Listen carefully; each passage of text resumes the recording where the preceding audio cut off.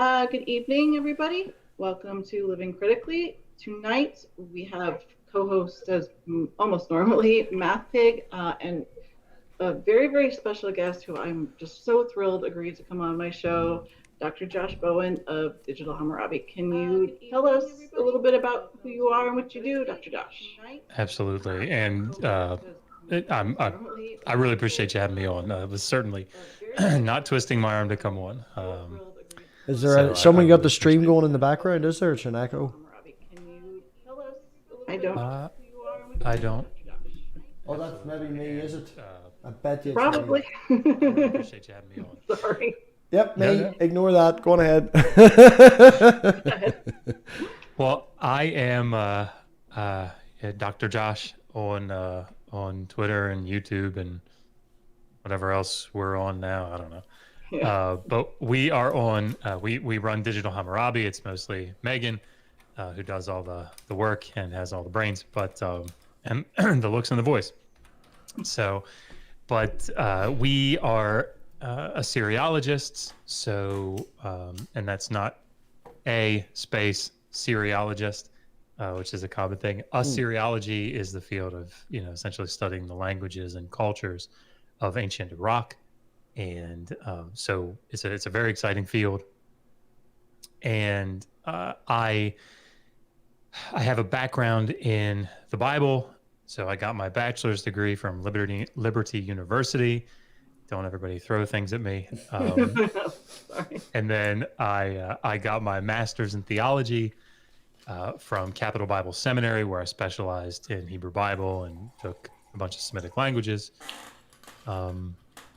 And I wrote my thesis there on the meaning of the divine epithet El Shaddai, my name El Shaddai. I hear my 2-year-old screaming. I don't know if you can hear him. Not yet. We He can't, does not but want to go it's to fine bed. either way. Don't That's worry good. about it. That's good. And then I went to Johns Hopkins University. The Johns Hopkins John University. Very impressive, Yeah. by the way. Yes, it sure is. They'll take anybody. Yeah, sure. I will say this. My ex-wife, when I was applying back in 2000, I guess it would have been 2008, 2009, she said I had applied to another school, and they were getting ready to shift their program completely, be bought out by another university. So they were like, we'd love to have you, but we can't take any students.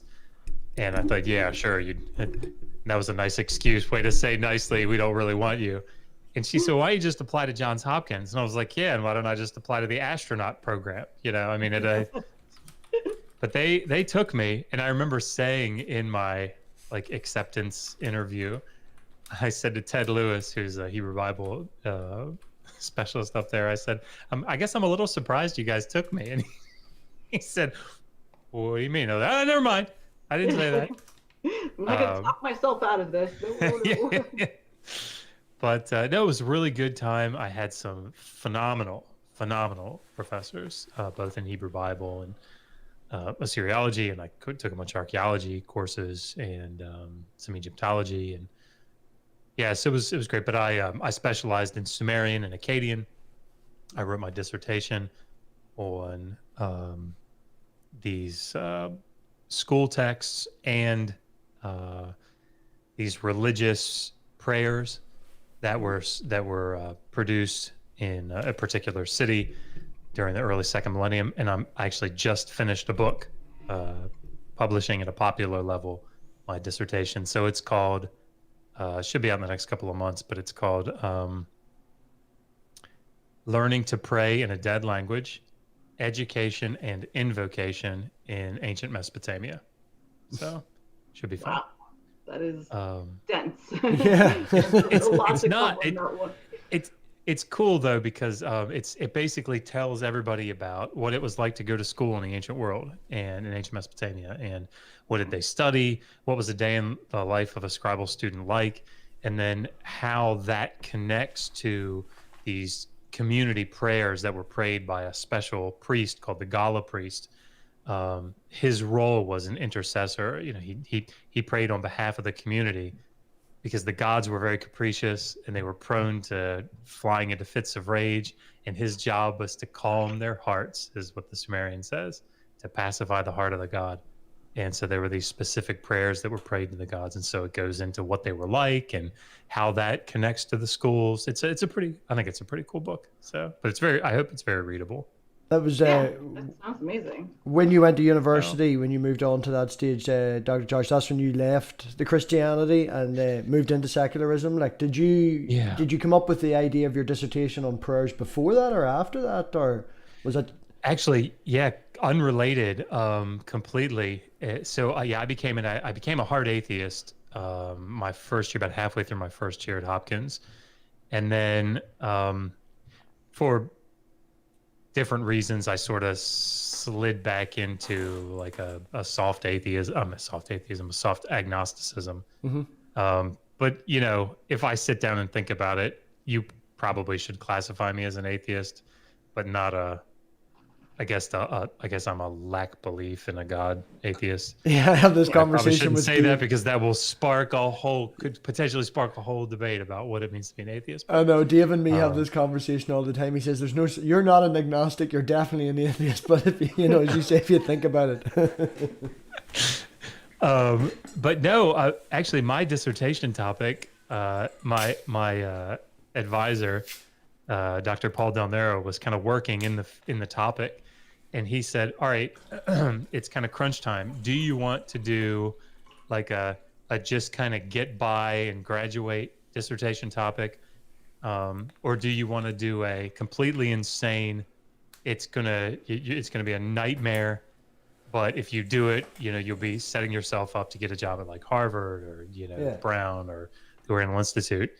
And I was like, well, you only live once, so let's do it. And this was the topic that we kind of settled down on.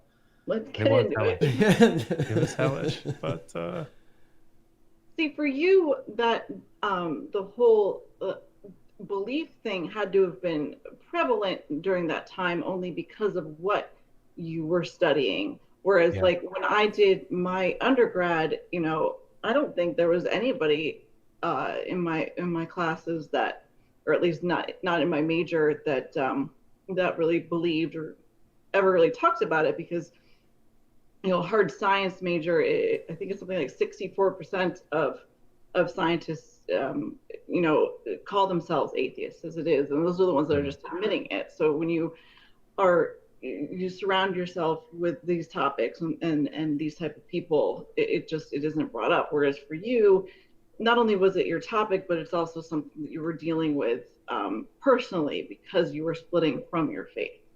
Did that ever cause any issues between the people that you were working with or friends or anything? Yeah, see, this is actually something that's maybe will be surprising to the listeners, but I'd say that I know of, probably half of the people in the department, like the professors in the department, are Christians, right? Some are Protestant, some are Catholic. But that's something that you find out through other like private conversations, because it's completely irrelevant, even in the field of like Hebrew Bible. You're reading through the book of Ezekiel, for example. I remember taking an Ezekiel class with Ted Lewis. And, we came up on Ezekiel 26, the infamous passage about whether the prophecy in Tyre failed or not. And it's your faith is completely irrelevant in the classroom, because it doesn't matter. We're here to look at the text. We're here to look at the culture and to try to understand what it meant at the time. It's not the point. So that I feel like there are a lot of people that think about academia and they think, okay, well, obviously an institution like Johns Hopkins is a very liberal institution. And so, obviously all the professors are atheists or agnostics, and they're trying to suppress the truth of the Bible and blah, blah. And it's nonsense. It's nonsense. There are a lot of people of faith in those, positions, but there's a very strong demarcation between, like your theology hat and your history hat, or your theology hat and your archaeology hat. They don't intermingle in the classroom, and they can't. You can't.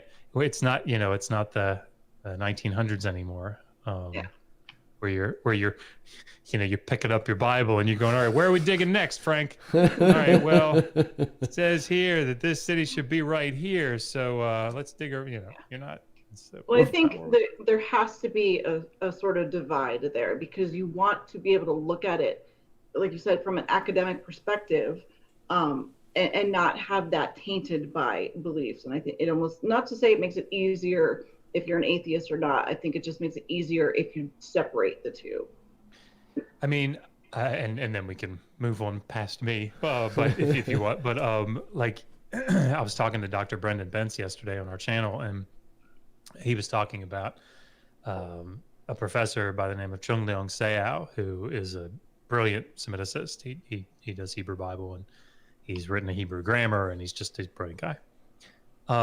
And he wrote a commentary on the book of Daniel, and it's a short little, commentary, but it's jam-packed. I don't agree with everything that he says, but he's an evangelical Christian, right? And people immediately will think, evangelical Christian, he must say that Daniel was dated, to the 6th century. That's when it was written.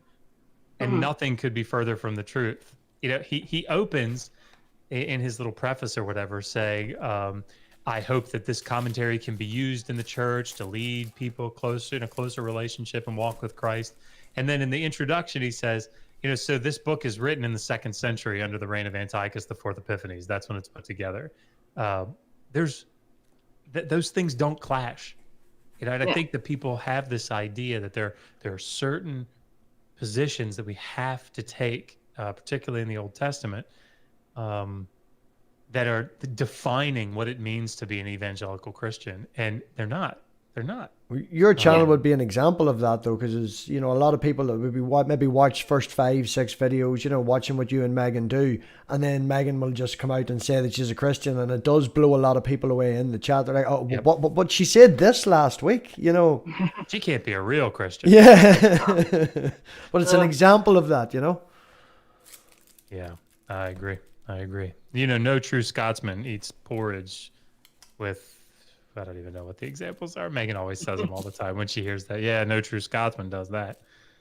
That must be incredibly frustrating for her, though. So, you should be able to take an academic stance or an intellectual stance and still be able to hold on to your faith. I mean, just because, we're secularists here doesn't mean we can't respect everybody's faith. And that should be of the utmost importance, not about, judging someone just because they have a belief.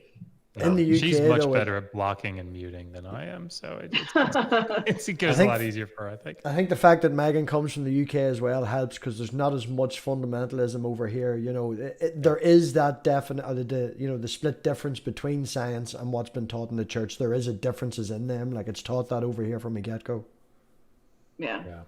She was very surprised by I was a fundamentalist evangelical Christian for the majority of my life. I taught at a fundamentalist. I pastored a fundamentalist church. I was associate pastor for 7 years. There is a video of that on his channel. This is true. If you want to hear me monologue for an hour and a half, it's good to fall asleep to, maybe. I prefer the Gilgamesh rap. Yeah. Yes, if you want some comedy gold.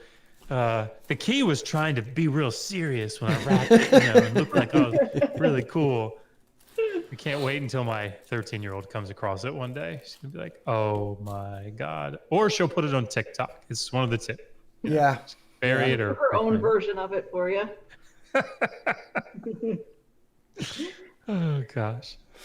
Okay, so our topic tonight is about Old Testament law.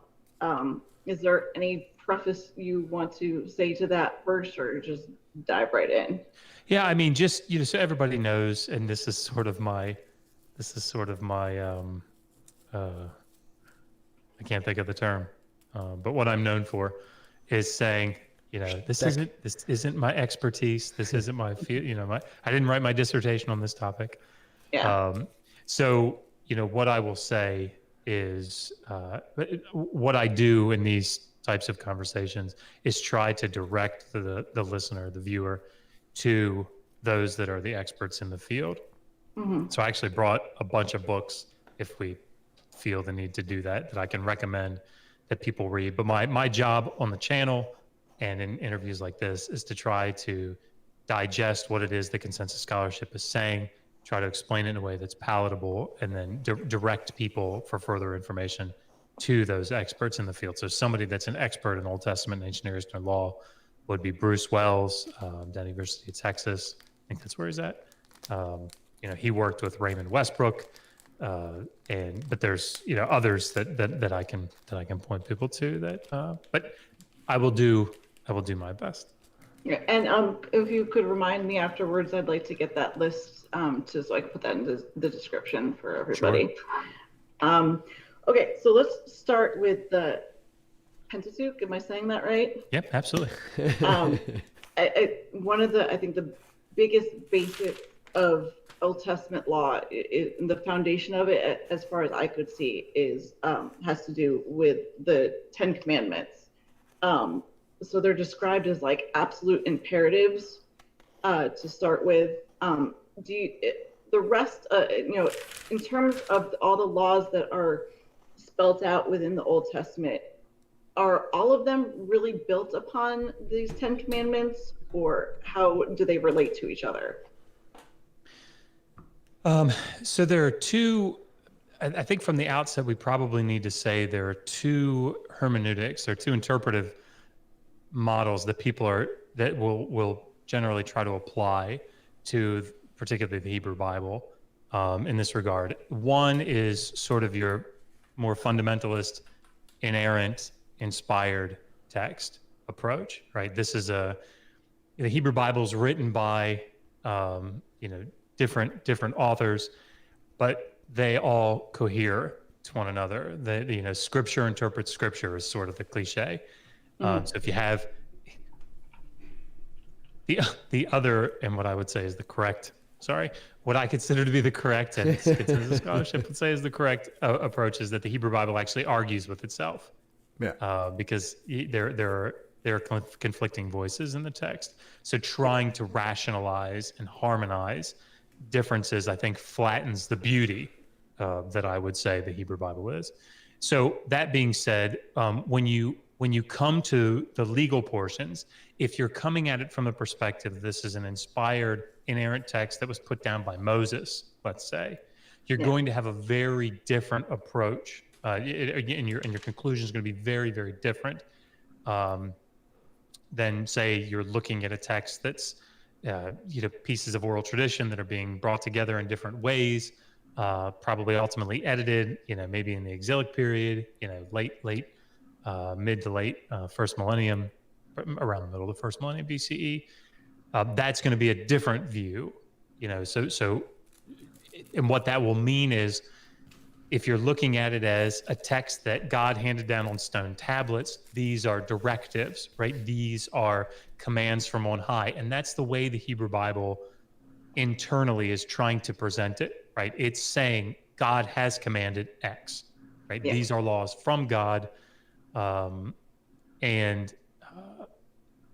So the problem is that has implications. The implications being these were legislative in that sense, right? These were laws that were, what would we say, I guess, promulgated, but set forth, they were enacted by God. And so what was the law? The law was what these commandments say. And this is what judges were to, rule by, and those sorts of things. Is that the case? Were these normative laws?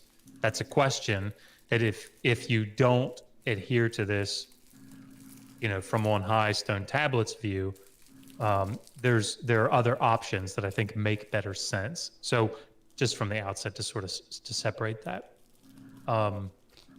Did that make sense? I don't know if that made sense. No, it absolutely did.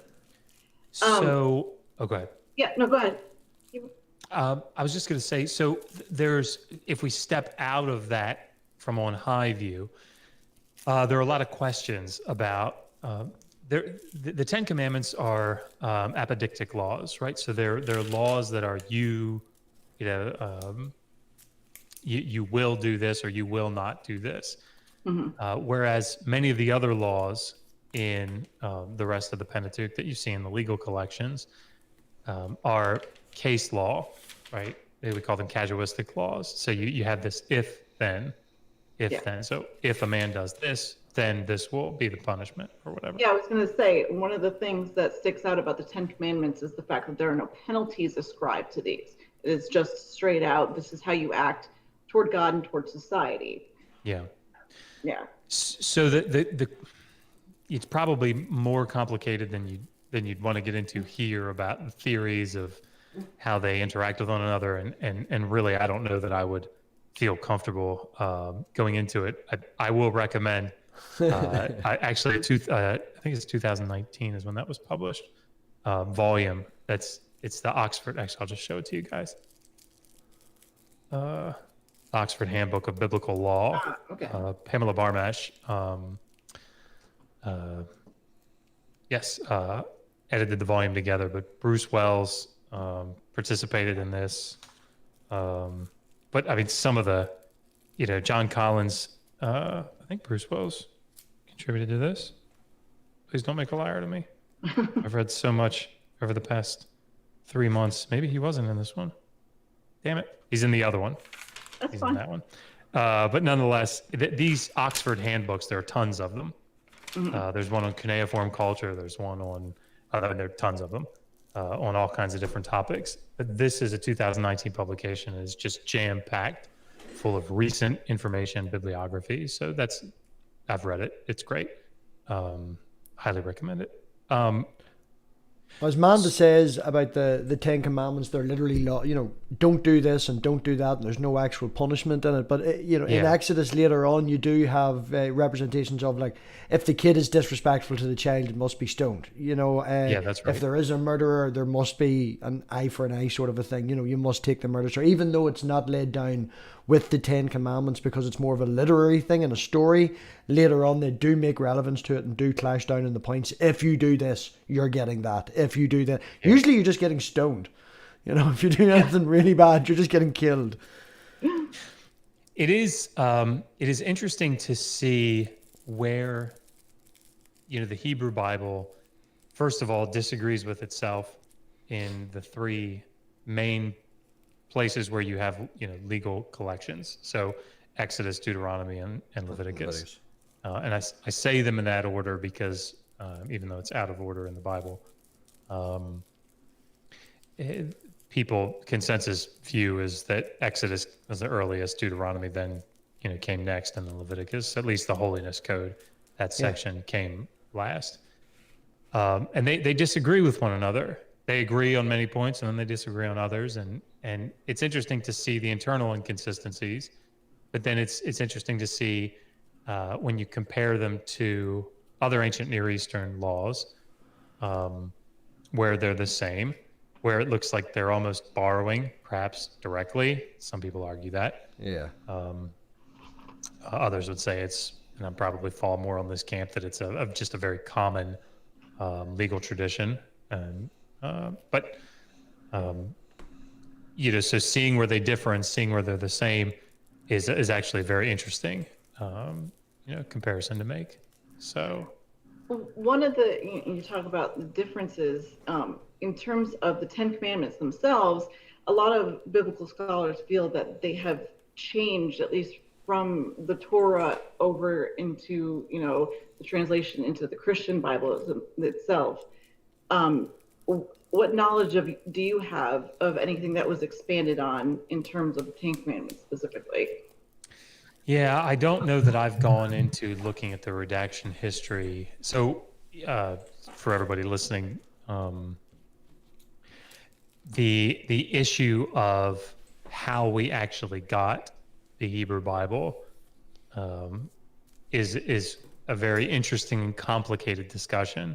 Again, you have to first step out of the presupposition that Moses, handed down this set, or that particular authors that say that they wrote, like the book of Isaiah. The book of Isaiah, seems to, from a very fundamentalist evangelical perspective, Isaiah is one book, written by one guy.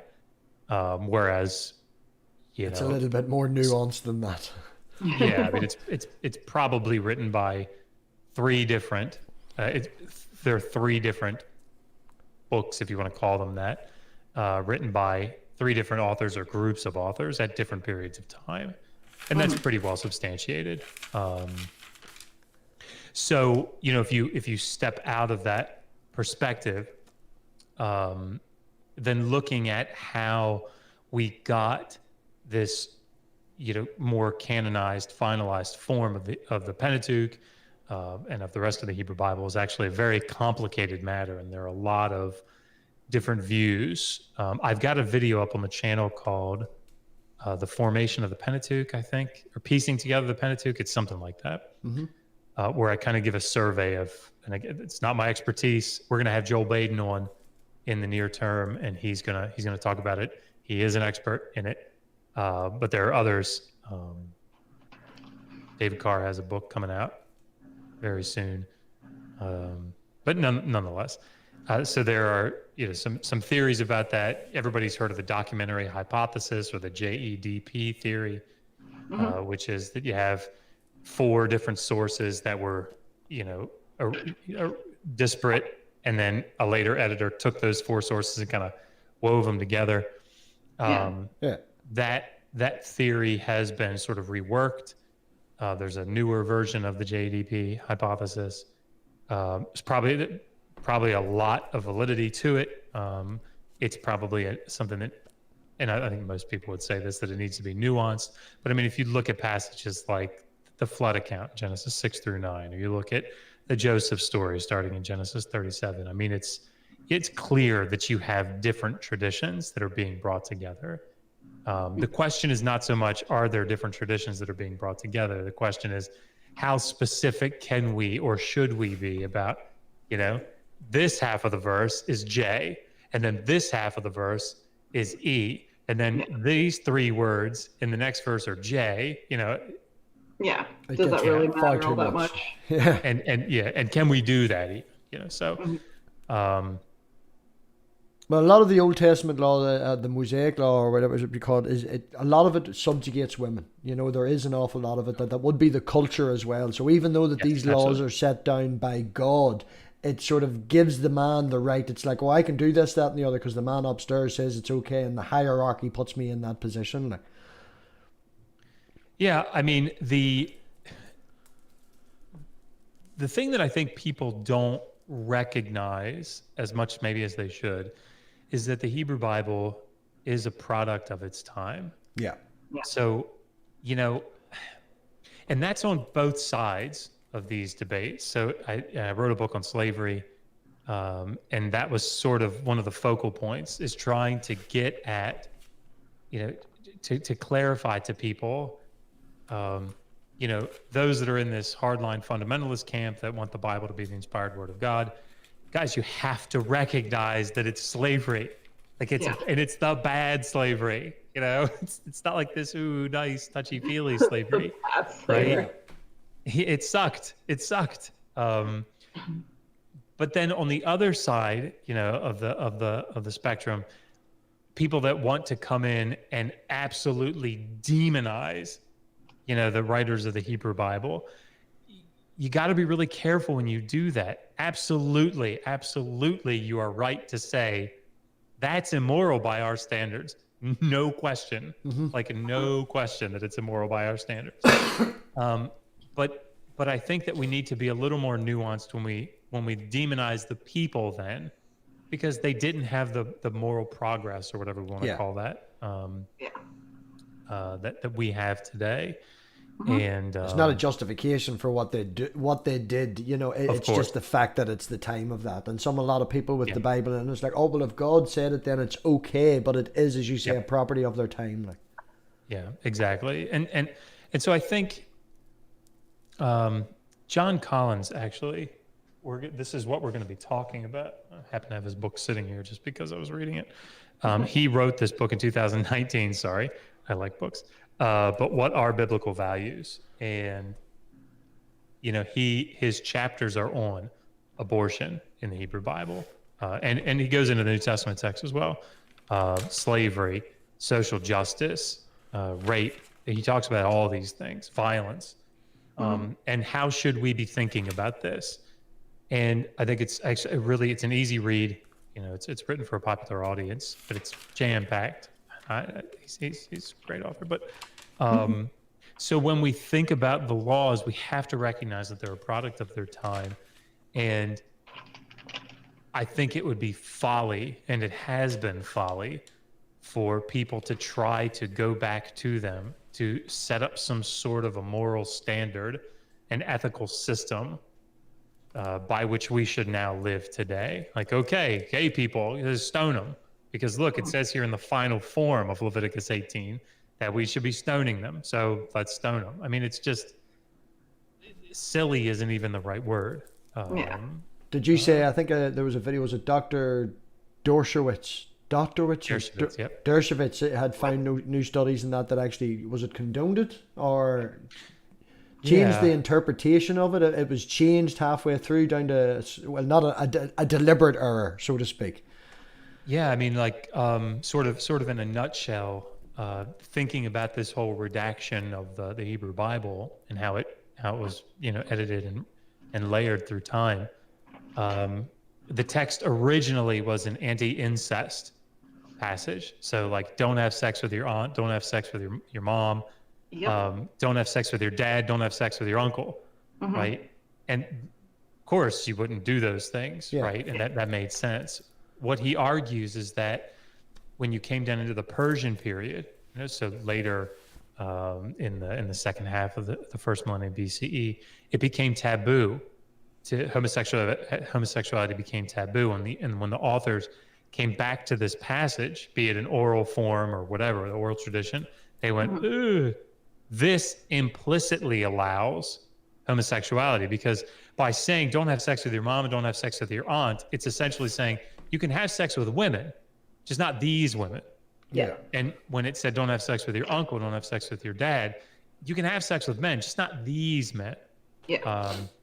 And that's the argument that he puts forth. And it's more complicated, obviously, than that. Thomas Romer has also written, I think in 2018, he wrote an article where he compares, if you're familiar with the Gilgamesh story, Gilgamesh and Enkidu have a very close relationship. Yeah, no, me and Richard are reading that at the minute, and it's one thing I wanted to ask you was a good PDF to look up, because we're coming up to I think it's tablet 9 or tablet 10, and it's 60 lines missing, 25 lines missing. There's so much missing, and it can get frustrating. We just read the part where he came up to I would interpret as the gates of hell, and there's the scorpion people, and they're hating him. They're shouting at him, "You can't come in here." And then all of a sudden they love him and wish him well wishes because something happened with the Guardian. And it's like, what did they do? What did he say? No, the best resource, I think, for a commentary on the Epic of Gilgamesh is Andrew George. He has a 2-volume, 2005 maybe, publication. He's like I would say he's the man, Andrew George, on the Epic of Gilgamesh. So if you email me after this or remind me, I'll get you a link to the book. But yeah, well, it does seem like a very close relationship. And what Thomas Romer does, who's a biblical scholar, is he draws a comparison between David and Jonathan in the Hebrew Bible. Yes. And of course, David and Jonathan, that's also a very close relationship. Yeah. And so it's a very interesting article to read. So I would recommend it. But things like that, they do change over time. I remember reading one time about Romans that women were there for having the babies, staying at home and cooking. Men were cleaner. You had sex with men for fun. Women had their duty and what they had. And these things do change over time through cultures. Yeah. And thinking about something just really quickly, thinking about something like slavery, Laura Robinson and I went on Shannon Q's channel and talked about slavery both in the Hebrew Bible and in the New Testament and after. And one of the things that I think is pretty clear about the early church, thinking about the first several centuries of the first millennium CE, is that the Bible, the Bible as they had it was not clear to them, right? And it was a very difficult transition. Uh, so you had slavery. I mean, there's just no question. One of the things that I think people really shy away from are things like in the, I want to say it's in the 3rd century. Don't quote me on that, but I think it's in the 3rd century, maybe even the 4th. You have collars, slave collars that have Christian symbols on them. Wow. So, I mean, like that's significant. If anybody wants the reference for that, please email me, digitalhammurabi@gmail.com. But this practice was it's not like the Hebrew Bible was some social justice reformer that then made everything good and great in the world, right? And the same with the New Testament. It was built upon what was violence. already there. It was built upon what was already there. Yeah, I mean, it's as Laura would say, and I think she's spot on with this. The Hebrew Bible is sort of a top-down look, right? It's laws coming from on high, whereas in the New Testament, it's more like okay, how do we survive in this Roman rule that we're under? And so, it's not clear cut, and certainly the early Christians, I don't think anyone would argue that or should argue outside of my field of specialization, but from what I understand, I don't think that people would argue that the early Christians took up the New Testament and went, "Oh, okay, got to do away with slavery." You had theologians that argued against it, but often not for the reasons that you would think. I can't remember who it was, but argued that it was gluttonous to have too many slaves, so you shouldn't have so many slaves because you should be doing some work because it's just lazy of you. Yeah. So it's not like slavery's bad. It's like, hey, don't eat so much cake. Yeah. So anyhow. So what is considered to be the earliest collection of biblical laws is the Book of the Covenant, which seems to be more, it has more religious laws than necessarily human laws, but how exactly are they able to tie the religious laws and the human laws together within at least that in the book? Yeah. So this is actually something that is unique to the Hebrew Bible. It's not unique in that there weren't religious laws or religious practices, religious I don't like using the word law, I suppose, but religious rules maybe or specific practices that were regulated. I don't know. But it's just the wedding them together in the text is unique as far as I know in the ancient Near East. And it's interesting because this is, there are arguments to explain why it is that way. We don't have to necessarily go into those because I think they get a little tedious. But there's a covenantal aspect to it. You have a deity that's making law.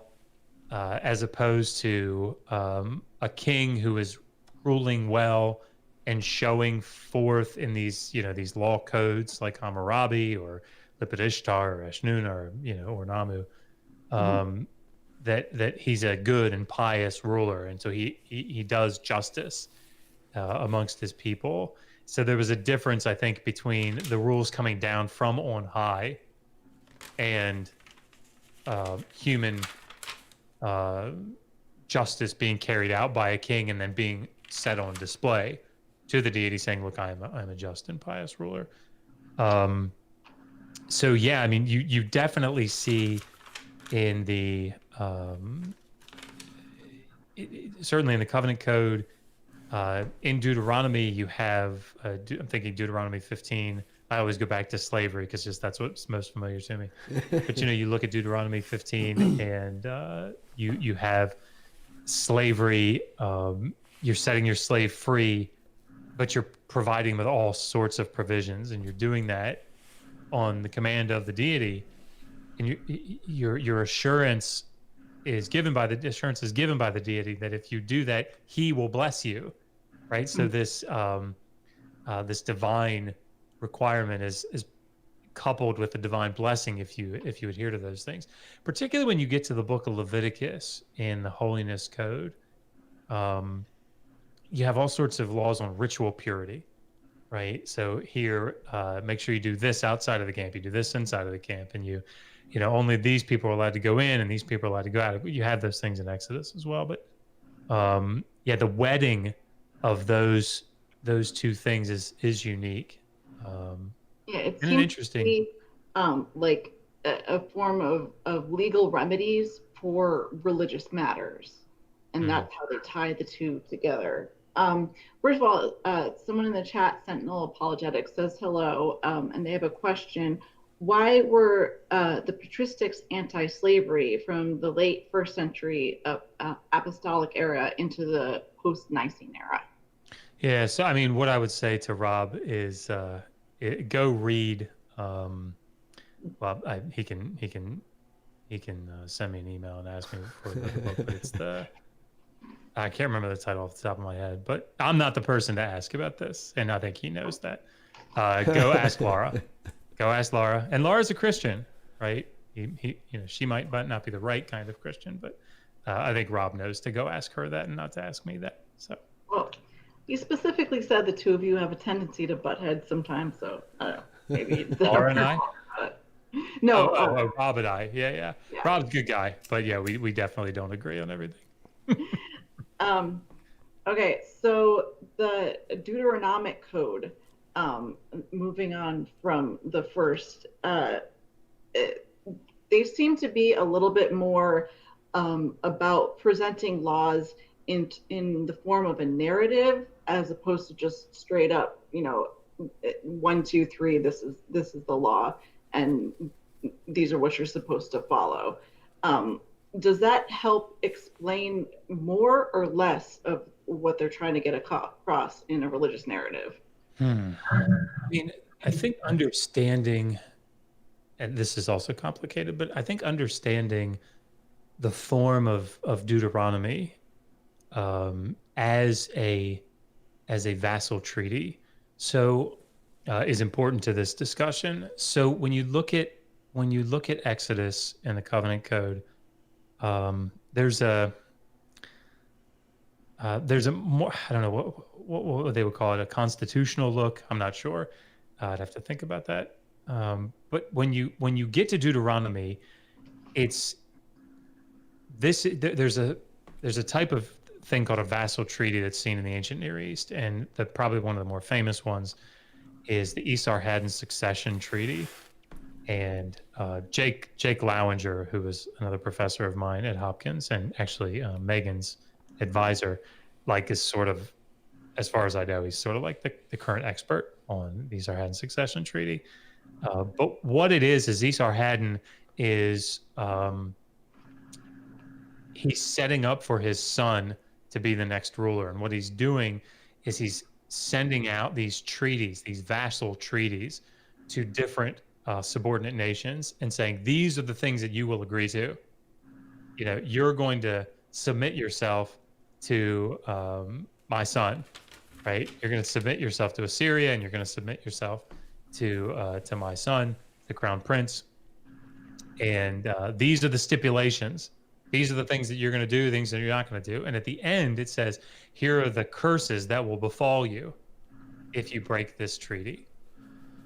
So when you look at Deuteronomy 28 in particular, you know, you read the book of Deuteronomy and you see there much ink has been spilled on the comparison of these Deuteronomy and the vassal treaty sort of genre. But when you get to Deuteronomy 28, you see what the blessings and the curses that will come upon the nation, and you see maybe a more descriptive form of that in Leviticus 26, where it's really firmly laid out. Do these things that obey the law, obey the law in these ways, and I will bless you, and I will give you fruit in the land, and you will have power over your enemies. And these are all very, physical things that will take place. You will have command, and you will rule over them, and no, one will make 100 flee before him, and so on and so forth. Those passages, particularly in Leviticus 26, tend to be pretty short. That overall section is pretty short. The curses part tends to be a whole lot longer. And of course, the rationale is that it's setting up for why Israel was evicted from the land, right? Why Israel went into exile.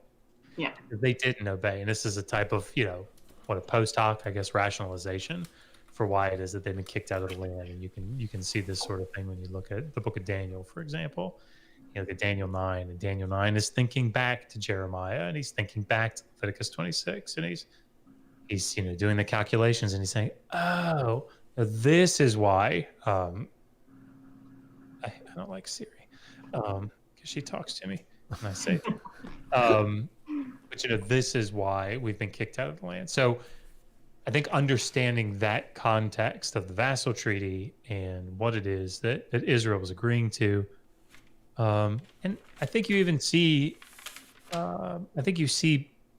echoes, might not be the right word, but you see that in something like, think it back to Exodus 19, for example, just before the covenant code starts.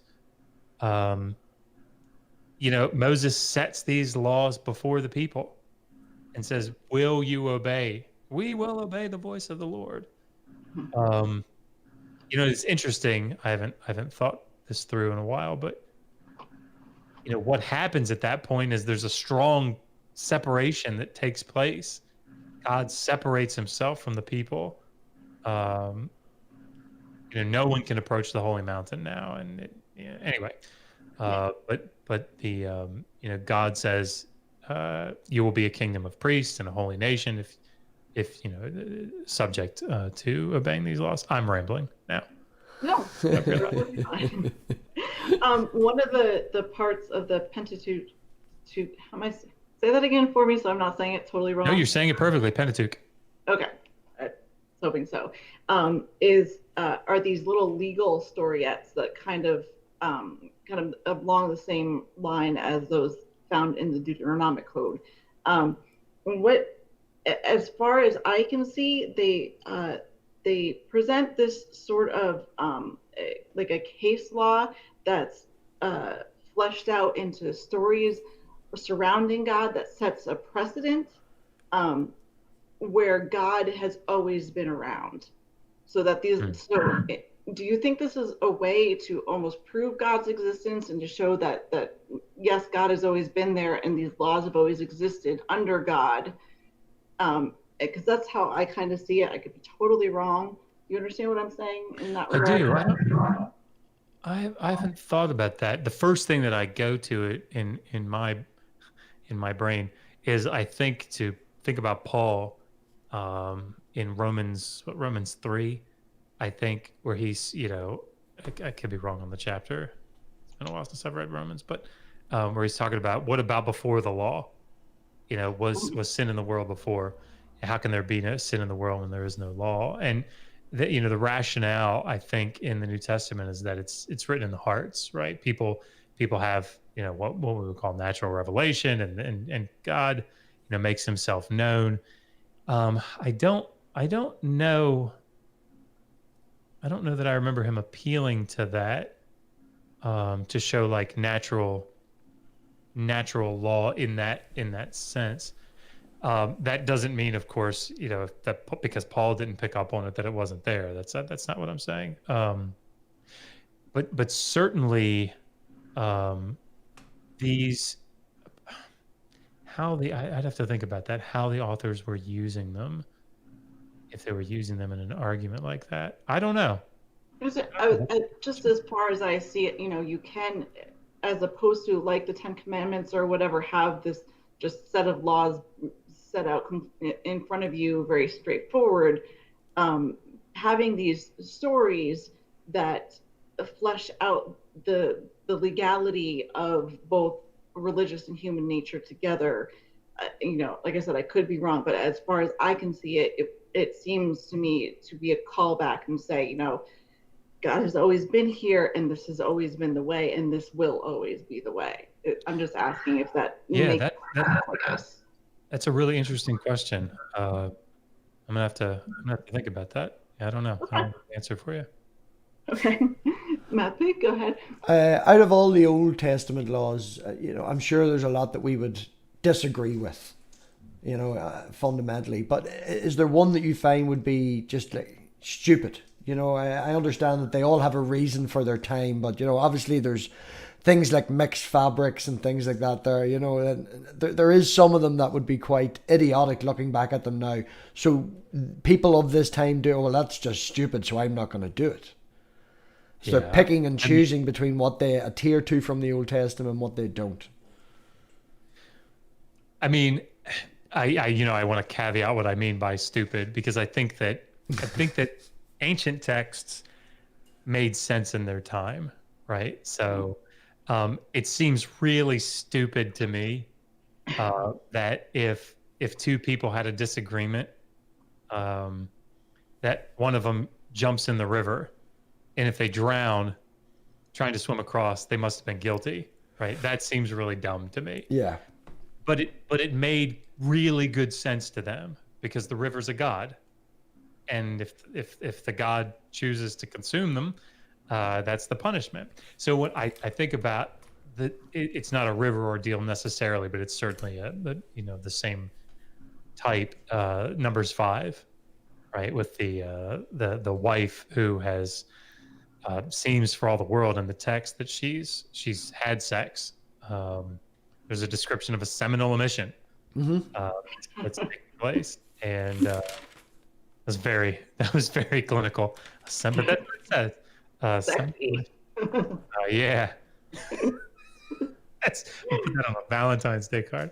I won't, Megan, if you're watching, I won't do that. I put it on a Valentine's Day card, though, so she's like that. Remember it now. I'm telling you. But here's a wife, and the husband gets jealous, however we want to define that term, and there's no evidence, right? It's the same sort of thing, where someone is murdered out in the field near a city, and there are no witnesses. Yeah. Right? Somebody's killed, and there are no witnesses, and the elders of that city have to come together and swear an oath saying, we don't know, we didn't do it, and we don't know who did, and that frees them from their guilt. And so in that same vein, I suppose, here's a husband that says, I suspect that my wife's been fooling around with Jim Bob over there, and she has a good Israelite name, by the way.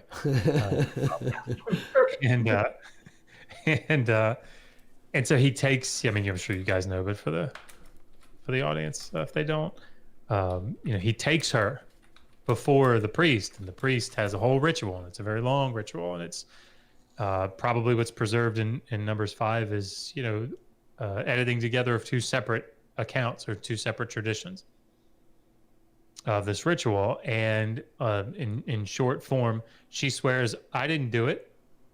The priest mixes this sort of concoction together with a bunch of different stuff, water and dust from the floor of the tabernacle, and she drinks it, and she swears, I didn't do it. And it's an ordeal. And if she's innocent, she goes on her merry way. The idea being that potion, God is using that potion in the same way that the river was judging. Yes. The river would consume the person and drown them. Well, this potion, God would use it to, and the text is sort of euphemistic there, but it's doing things to her reproductive system. Mm-hmm. And at a minimum, I would say, not that I wrote my dissertation on this, so but given the secondary literature, I would say that the consensus view is that it's making her unable to reproduce. She's become infertile, and if she's guilty, and that's how they would view this. Now that sounds dumb as hell to me. Yeah. But again, it made perfect sense to them in the same way that to Ashurbanipal, or of course any of the people that were looking at liver omens, cut open a sheep is a bad time to be a goat, in the ancient Near East, right? It's not a time if you were going to come back as a goat, you don't want to come back in the ancient Near East because you're going to be killed and people are going to be looking at your liver, right? And they're going to be looking at it and saying, oh, look, a little brown spot here. Well, we have a clay tablet that's in the shape of a liver and it's cut into sections and it's got writing in each of the sections. Well, if there's a brown spot here, well, it says if there's a brown spot in that quadrant, or in that section, that this is the omen. This is what's going to happen, right? That sounds dumb, but it makes sense because it's God's speaking to them. So that was a really much longer answer, I'm sure. No more justification. Yeah. No, you're fine. Fill it out, then we all get context. It's always about context, as you point out. So with a very basic knowledge and understanding of biblical history, you think about Moses in particular, and you think like parted the Red Sea and very few things about him. But when it comes to biblical law, he seems to, especially in the Pentateuch, hold a much bigger role. That he seems to almost be this like connection between God and giving out these laws. In fact, he is known to be the one who promulgated the laws of God. How is that, what kind of a role does he really play, and how big of a story does he have in terms of pushing forward these laws and promoting these laws? Like historically or in the narrative? In the narrative. Oh, in the narrative. I mean, yeah, he brings them down, from the mountain.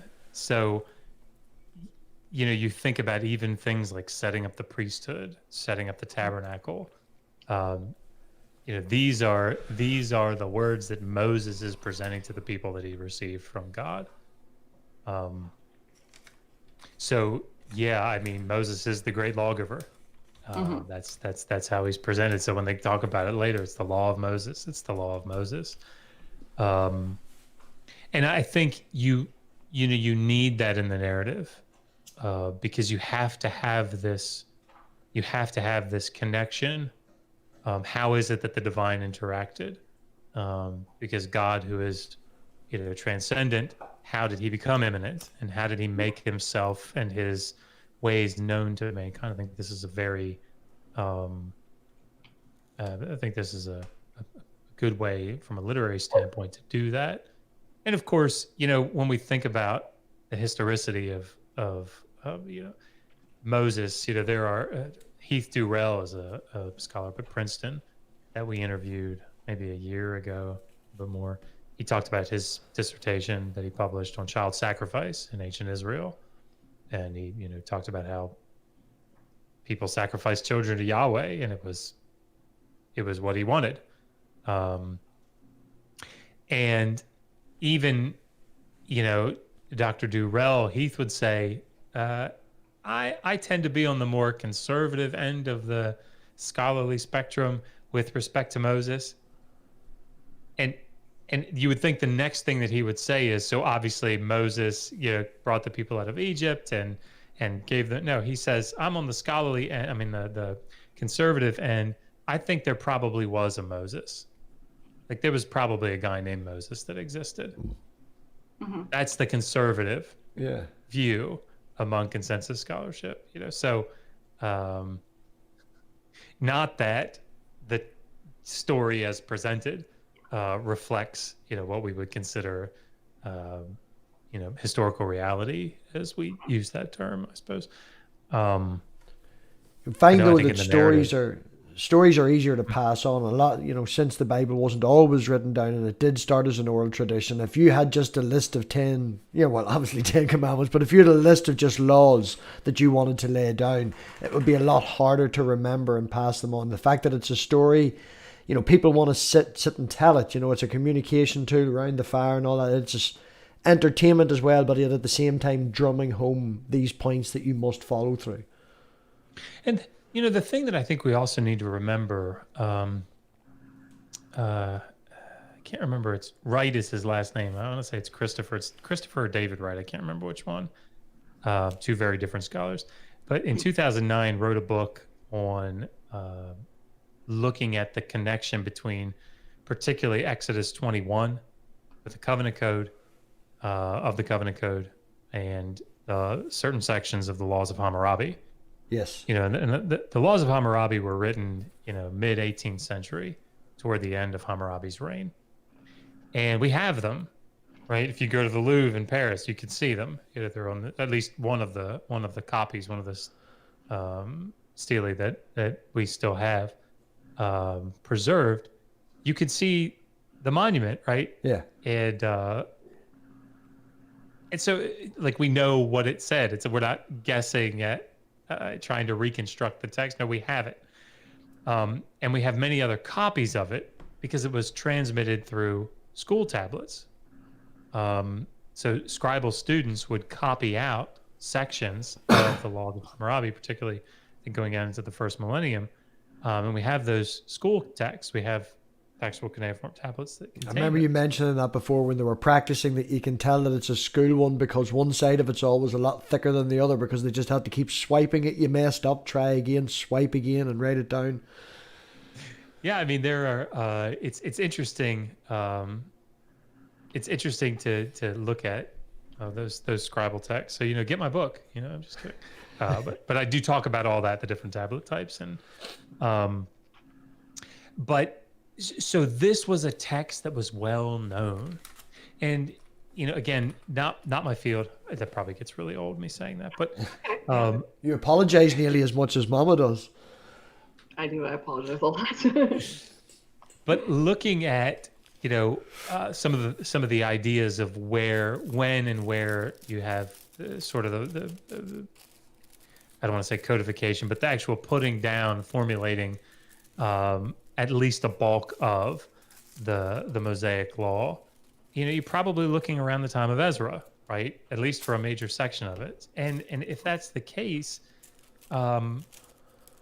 this is a text that's well known. And so what Wright, argues is that there's direct connection between this well-known set of laws, casuistic laws, and what you see in Exodus 21, and he makes the argument.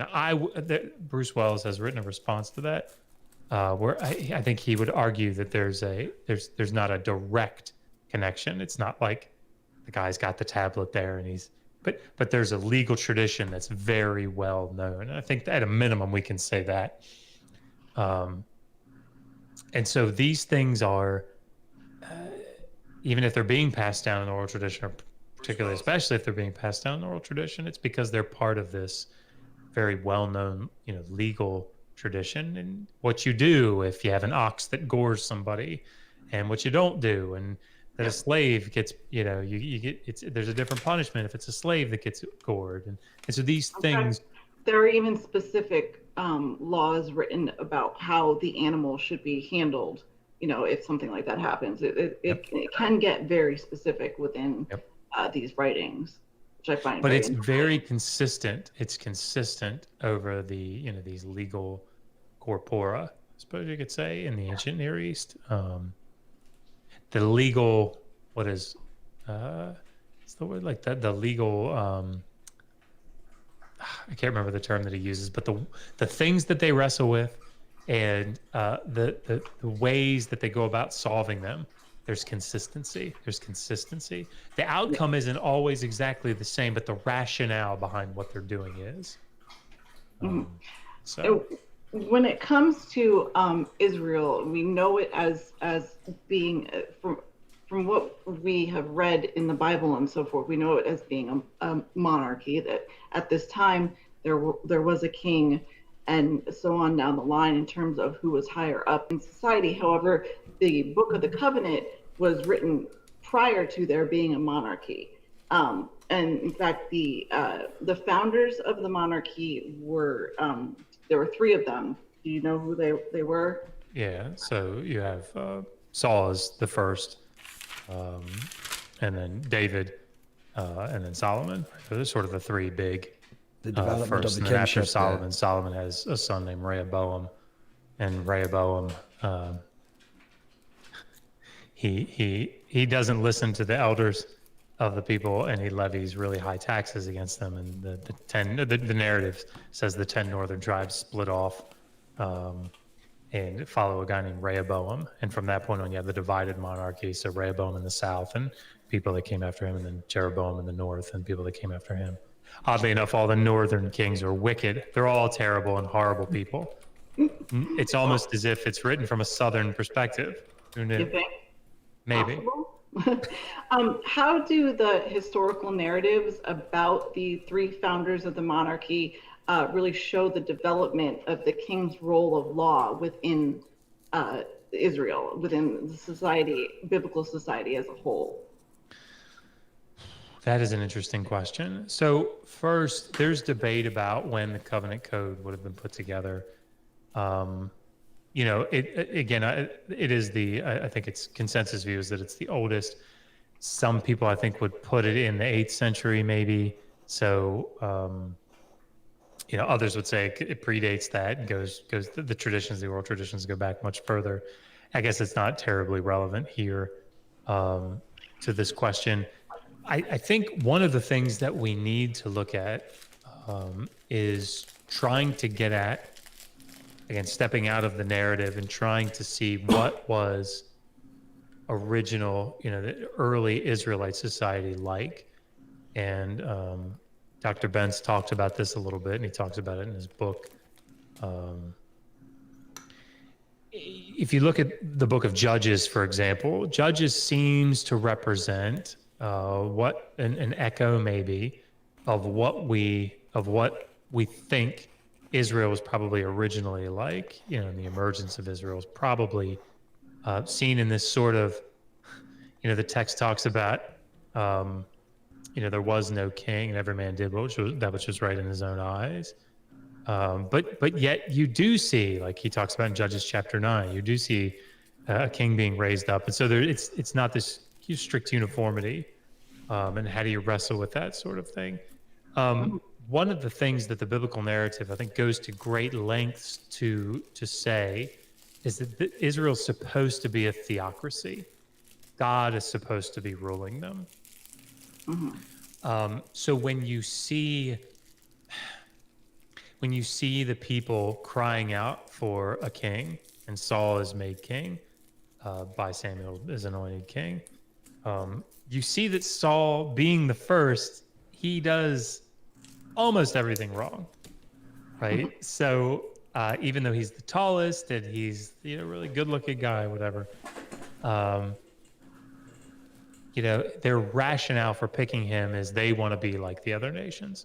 And of course, the law is designed in its, in the form that we have it, it's designed to set Israel apart. They're not supposed to be like the other nations. And so even when you see, I think it's in Deuteronomy 17, maybe. I haven't looked at that in a while, but there's a passage that talks about when you pick a king, don't pick a king that does these things. And it lists out three different things, I think, that he's not supposed to amass wealth to himself. He's not supposed to amass horses. He's not supposed to have a bunch of different wives. And if you look, it's exactly what Solomon does, right? I mean, like almost verbatim, if I'm recalling the passage correctly, it's exactly what he does. And it's not a coincidence, right? Not a coincidence. So the good king in all of this is David.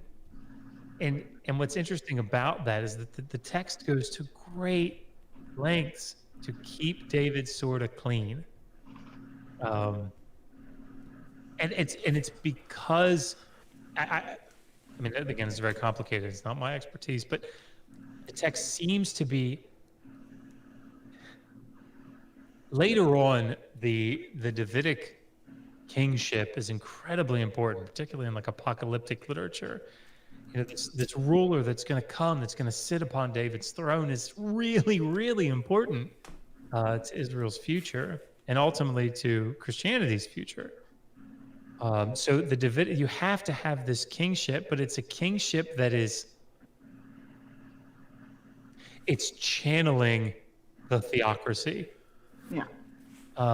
And so David is sort of held up as this and guarded in the text as this pristine channel, I would say.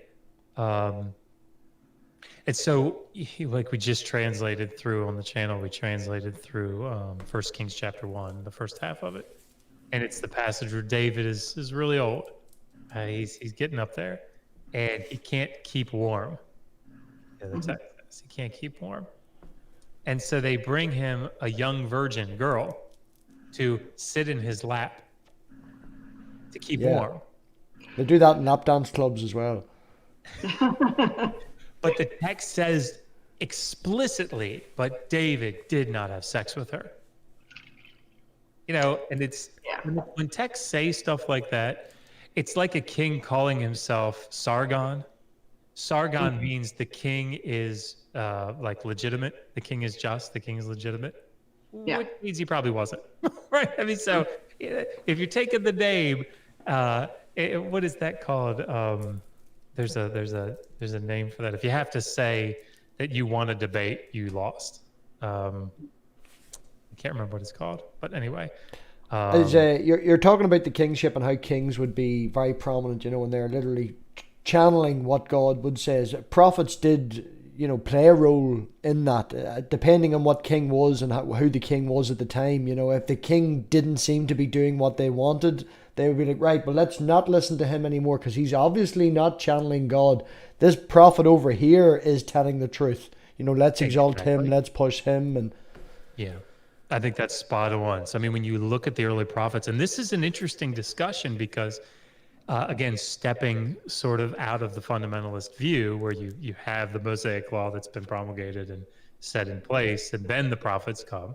If you step out of that timeline and you look at prophets like Amos or Hosea, and you look at what these early prophets say about the law, it's interesting because then you think to yourself, what law, you know, what is the connection? What is it that, why is it they're not mentioning aspects of the law that we would expect or aspects of the law at all at times? And when you see in the book of Jeremiah, for example, right at the end, when Judah is getting ready to be taken into captivity in the early part of the 6th century, Jeremiah 34 talks about these slaves that have been taken, Hebrew slaves, and they're supposed to be released. And what is the law? What is it that he's, what is the regulation that he's following? What is the tradition? yeah, Is it the Leviticus 25 regulation, which says you can't take a Hebrew slave? You can't do it anymore? Or is it more in line with Exodus and Deuteronomy? Those are interesting questions to ask. So yeah, the prophets are there to call the people back to the law and to following Yahweh. And I think you're exactly right. They go to the king when the king they're calling the king back when he's not following. And they're encouraging the king to trust in Yahweh when there's difficult circumstances. So yeah, I think that's absolutely spot on. Because obviously my literal next question was, what are the roles of prophets in reference to the law? So that completely answered that. Thank you. It's not like we read the same thing today at all. We didn't read anything. We just know this. There is, just as a side note, there is a phenomenal series that John Collins is going through right now on the Yale YouTube channel. Yale's got its own YouTube channel, and it's not flashy. The audio is not that great, but he's teaching a course like a survey of the Old Testament. But I know he spends 15 at least 45-minute lectures or hour-long lectures on the prophets. And that's the first part, and he goes through them in painstaking detail. It's amazing. So I would highly recommend that to everybody. Go to the Yale YouTube channel, and it's a playlist. And he's still teaching it. He's now teaching it from home because of the coronavirus. But yeah. So when it comes to prophets, what issues did they face when they had to present negative prophets to the king? Like things like, the king's son is going to die or something like that. What would happen? What consequences did they face when they weren't always just saying that everything's going to be grand? One of the things that I think is most fascinating about prophecy in the ancient Near East and particularly as you see it in the Hebrew Bible, is that we tend to expect that these prophets are sort of like one-off, interesting guys that they kind of come out of nowhere and do this really spectacular thing that nobody knows anything about, which is silly because there were prophets as a profession. I mean, it's like that's what, you hear about the story of, read about the story of Elijah. You got the 450 prophets of Baal.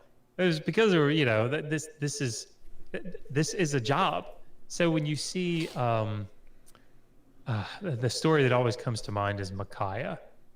I always forget the chapter that it's in of Kings, but Micaiah, it's Jehoshaphat and Ahab are getting ready to. So Jehoshaphat is over the south, over Judah. He's king of Judah, and he's aligned himself with Ahab in the north, and they're getting ready to go, I think, fight against Syria. And they said, all right, let's go. I think it's Jehoshaphat that says, well, yeah, almost certainly. Well, should we go? We should probably consult the prophets and see if this is a good idea.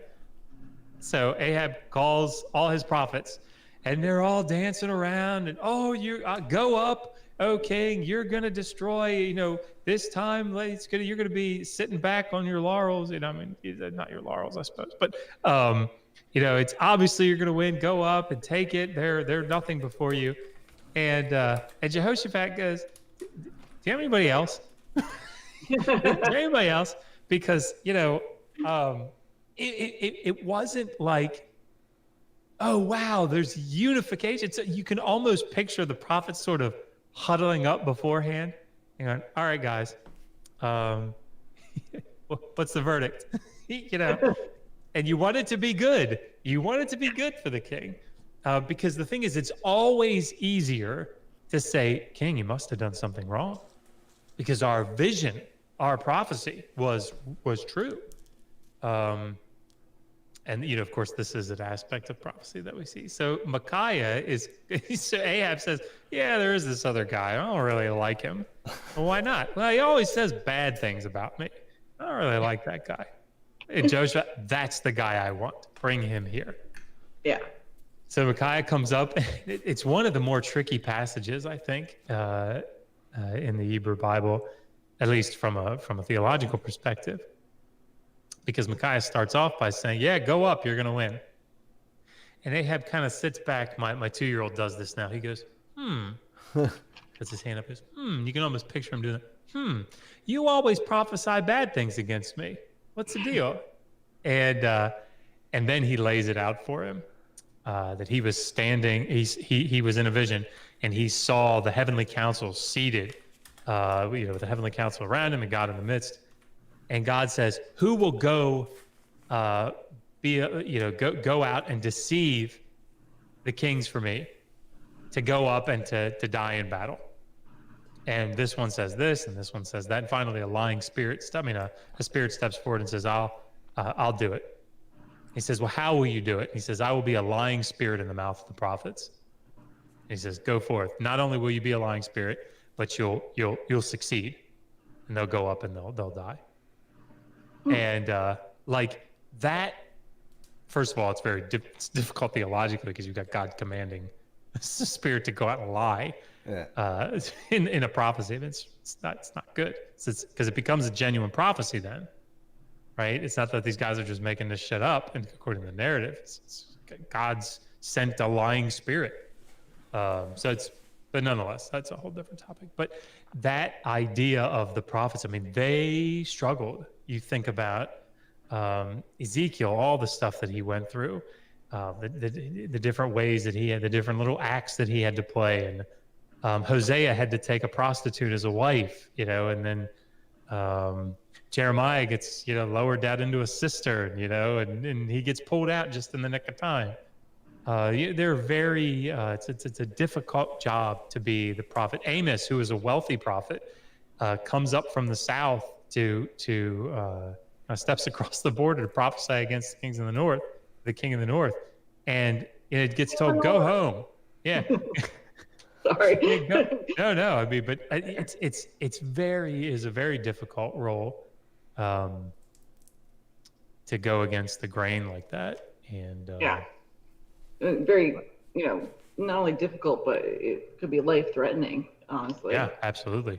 So, prophets are also known as intercessors. Can you just briefly explain what that means? Yeah, the role of the prophet is multifaceted.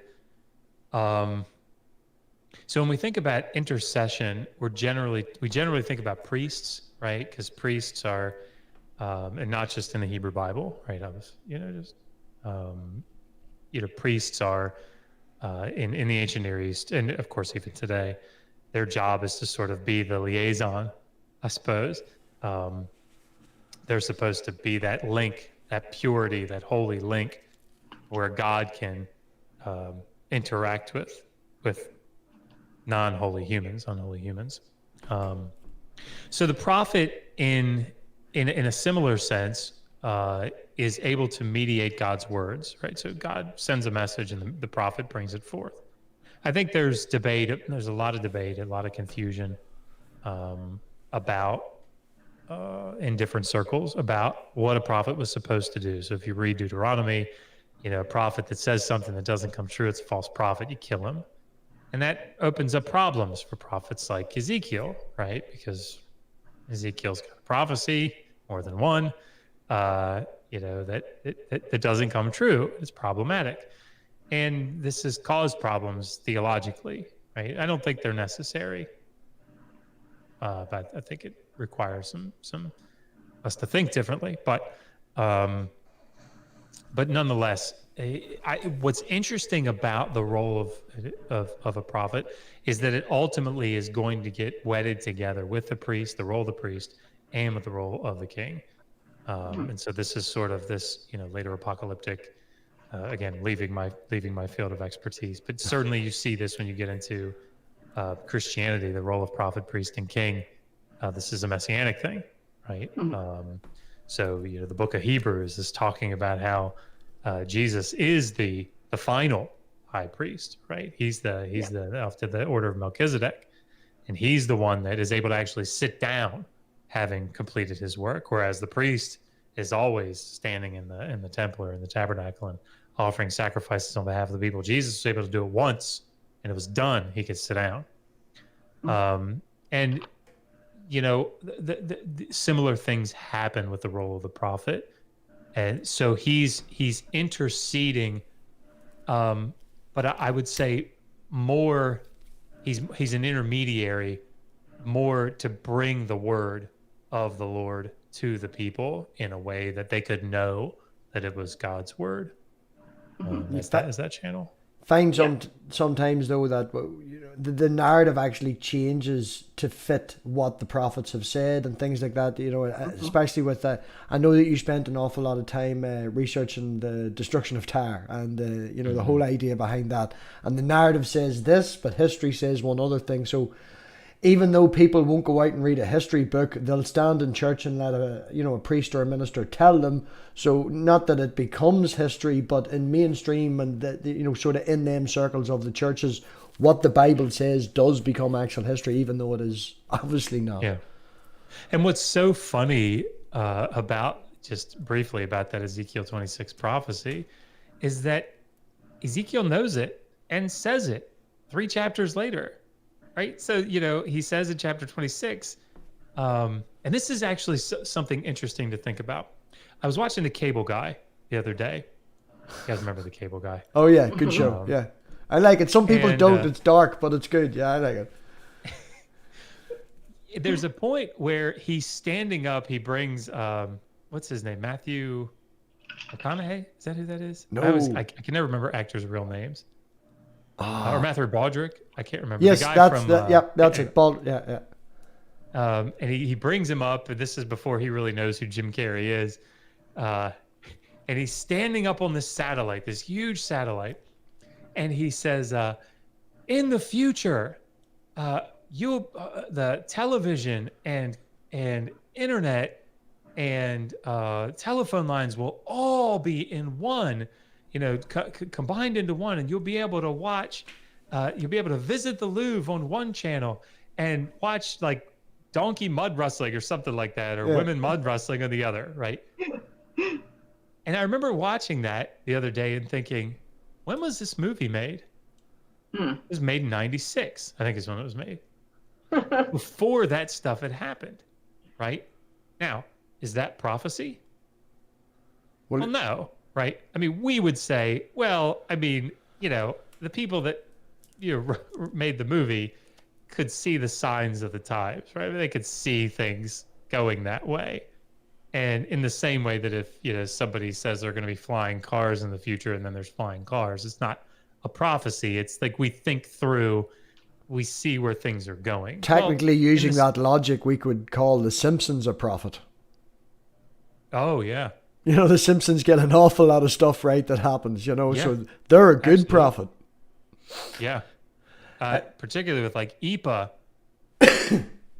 Sorry, I don't know if that movie, the Simpsons movie where Grandpa goes around on the floor and has an ecstatic. Move on.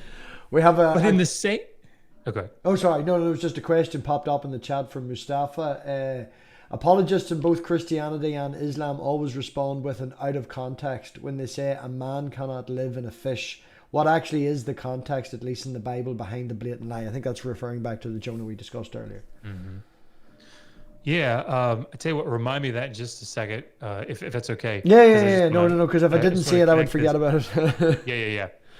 But I'll forget it in the next 12 seconds, guarantee it. It's a good question.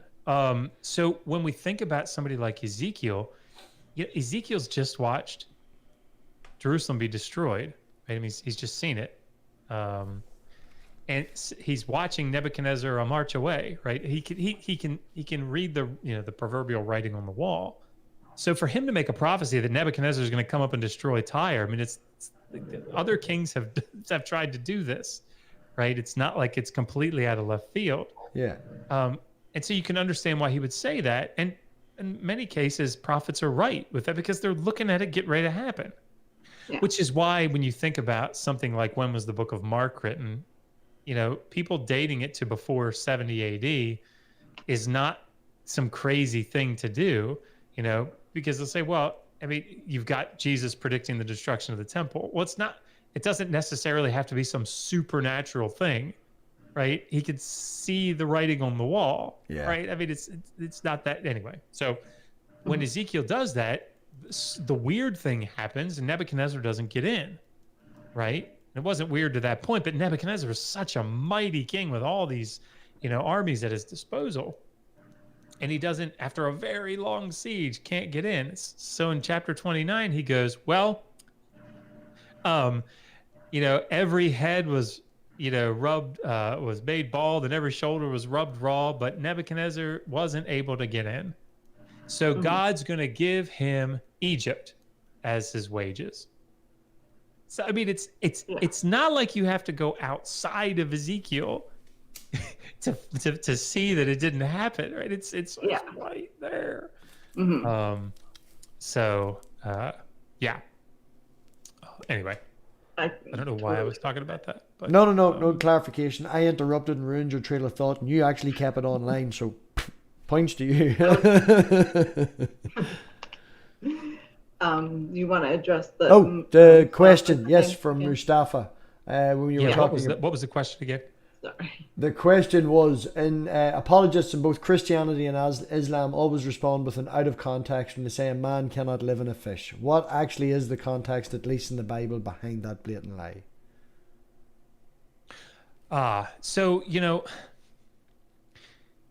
this is a good question because I know I keep mentioning Dr. Brendan Bentz, who was on our channel on Saturday. You know, every Sunday at noon, I try to get on and teach some Hebrew and do some Hebrew reading and kind of explain what it is that the grammar and syntax is doing. He's going to come on in a couple of weeks, I hope. And we're going to go through Jonah chapter 1, at least, probably the whole book of Jonah, but he's teaching through this now. Yes. And it's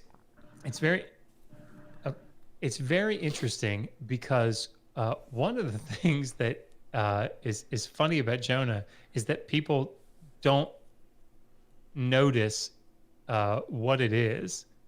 And John Collins actually he made the comment that it's meant to be a little funny, right? It's sort of a funny story. Yes. And it's meant that way.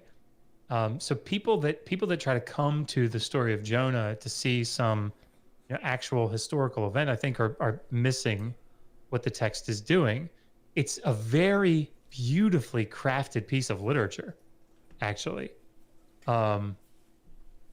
So yeah, I mean, the fact that, just one example, there's a verb that's used in the Hebrew in chapter 1. I think it's used 3 or 4 times, but it's a verbal form that only shows up like 6 times in the whole Hebrew Bible or something like that. It's very infrequent, but it shows up a whole bunch of times right there in Jonah chapter 1. It's the verb to throw or to hurl. And the text says that, Jonah is told to go to Nineveh to preach to the city so that it doesn't get destroyed.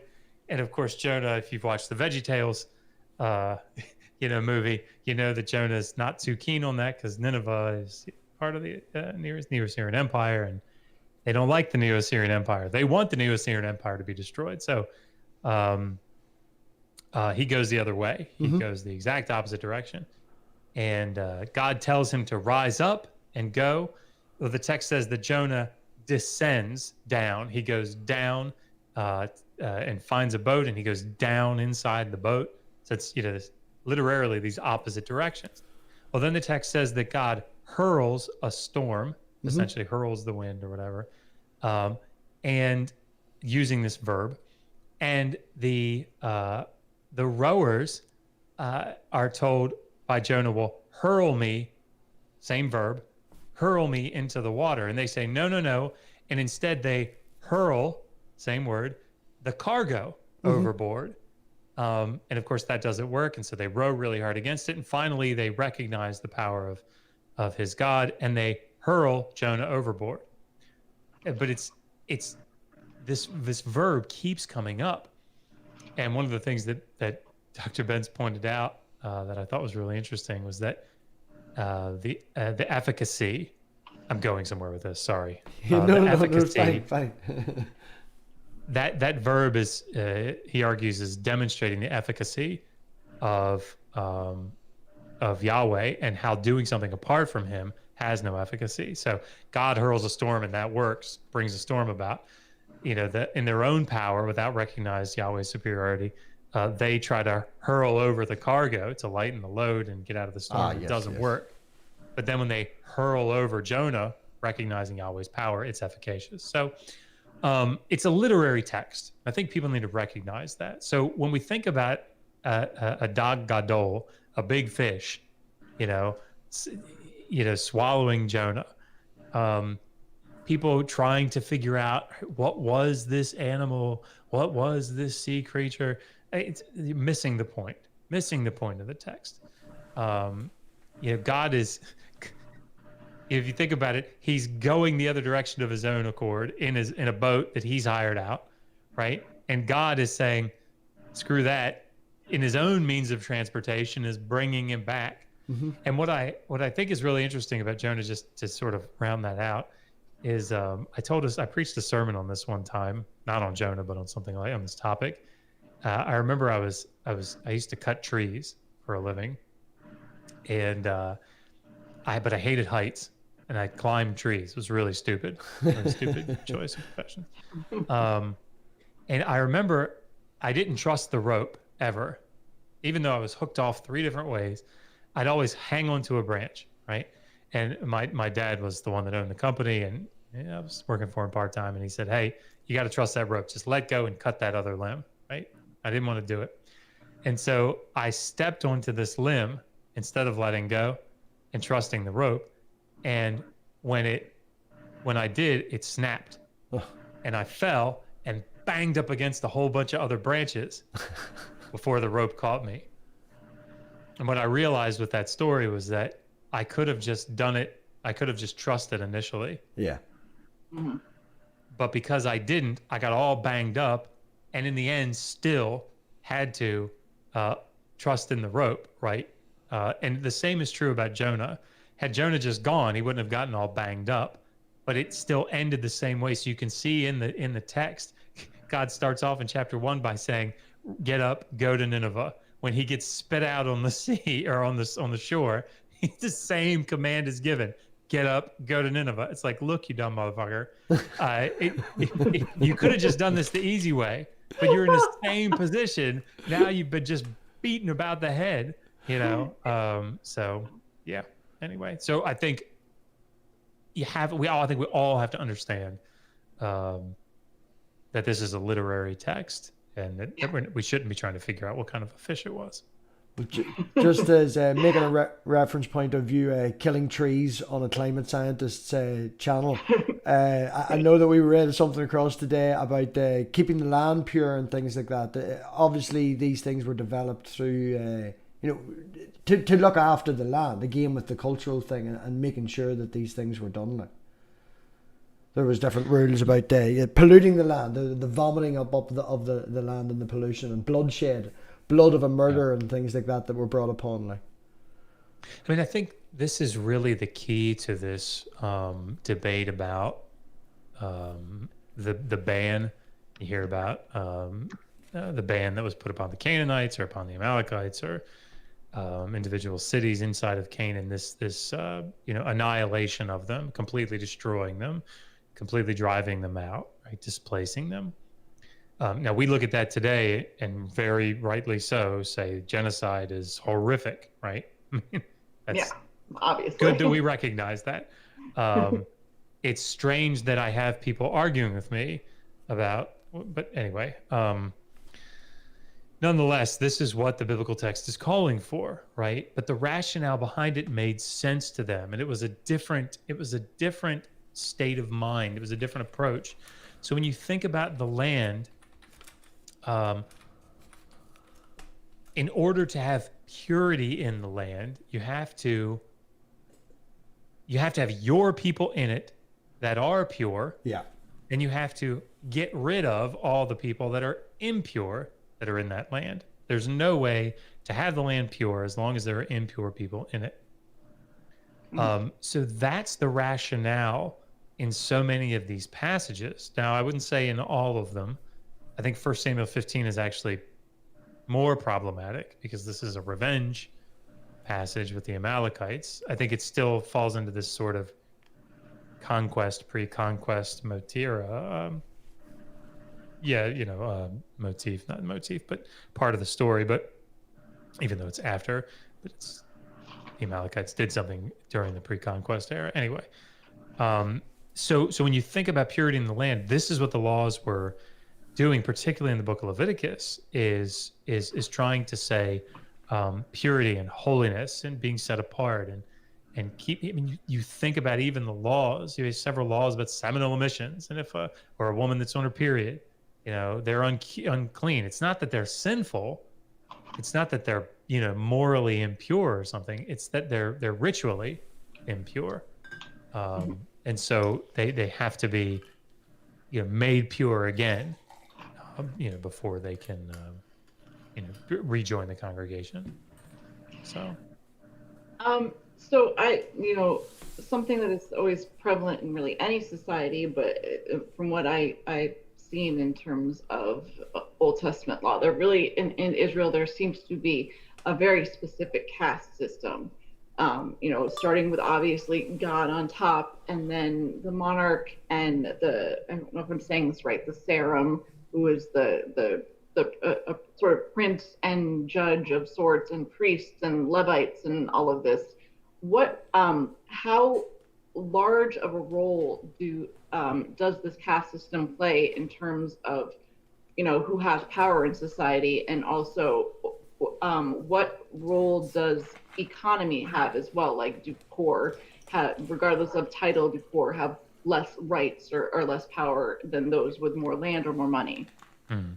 Yeah, I mean, it's obviously a complicated question, but like with respect to the legal text,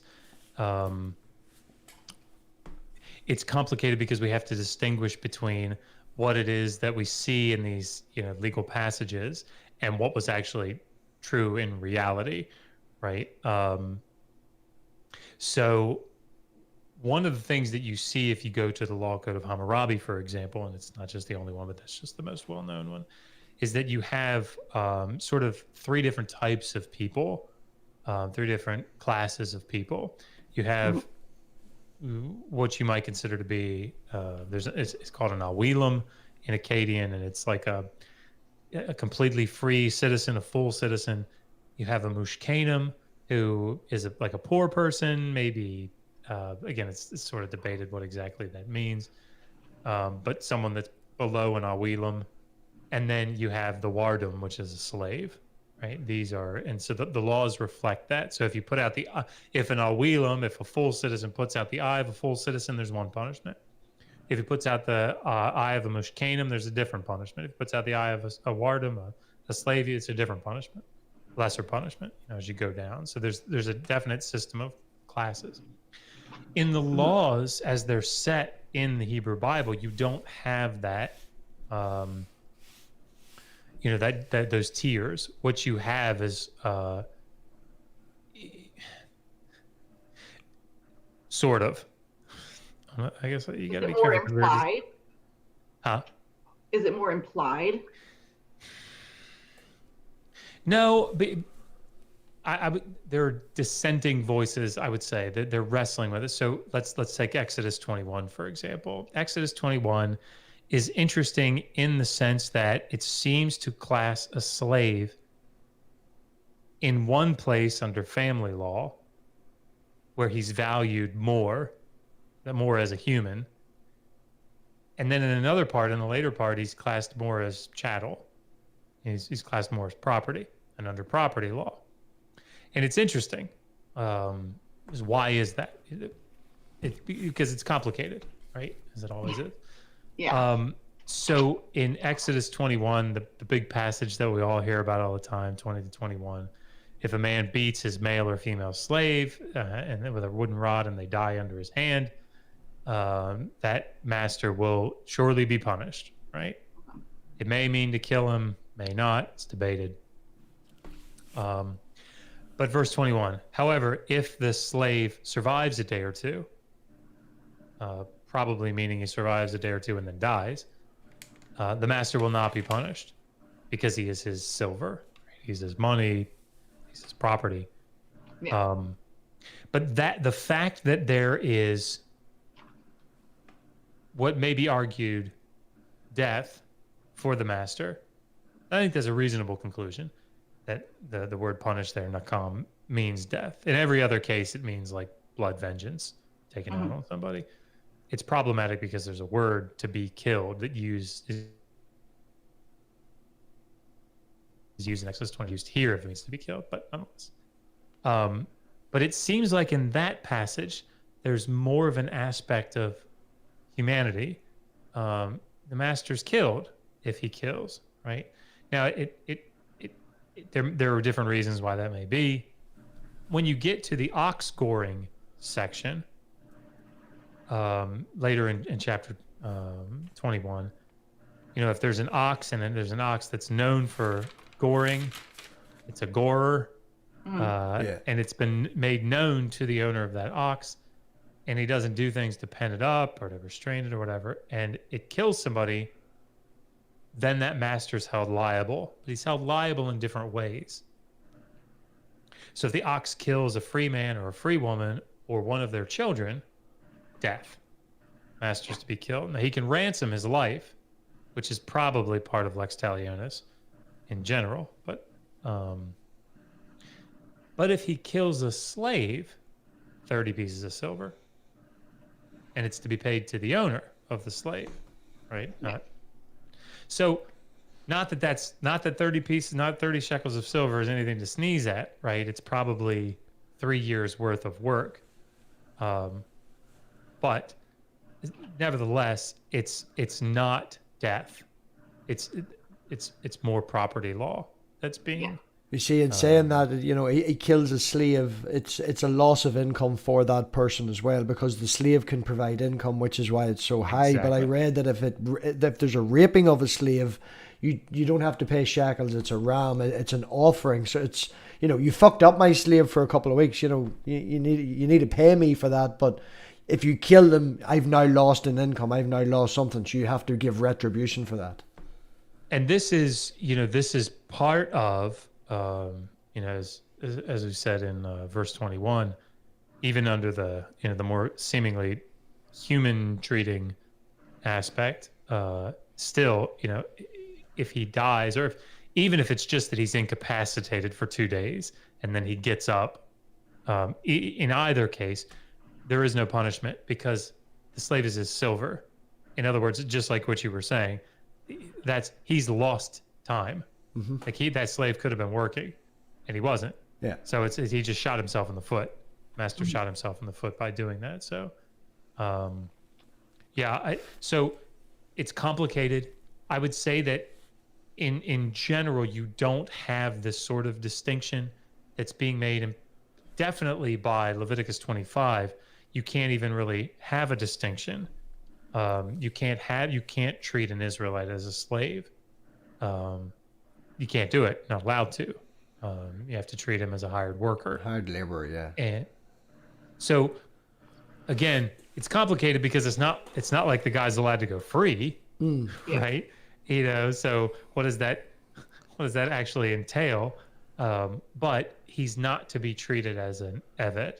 He's to be treated as a slave. He's to be treated as a hired worker. So he's paid wages, and then he's released at the Jubilee year, the 50th year. So yeah, it's complicated, but you definitely see that class system in the laws in the rest of the ancient Near East. And the problem is that I think what those laws are reflecting are perhaps a bit utopian, right, in the biblical text. And as you've talked about, the priesthood in reality is divided. You have Zadokite priests, you have Levites, and again, there are people that specialize in this. The Zadokite priests, if you read through the book of Ezekiel, Zadokite priests come out on top, right? They're the ones that get to go in and do the actual ministering. The Levites, they were wicked. They did wrong.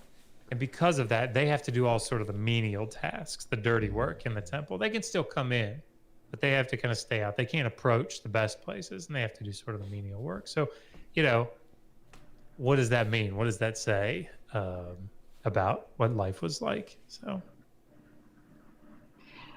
So we are approaching 2 hours. So I thought we would wrap it up. There are a few. Get out of here. There are a few, and also I would like to have you on again to talk about your, thing you talked about most and are most well versed in is the slavery thing.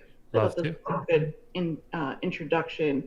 So I just have a couple cute, quick questions to ask.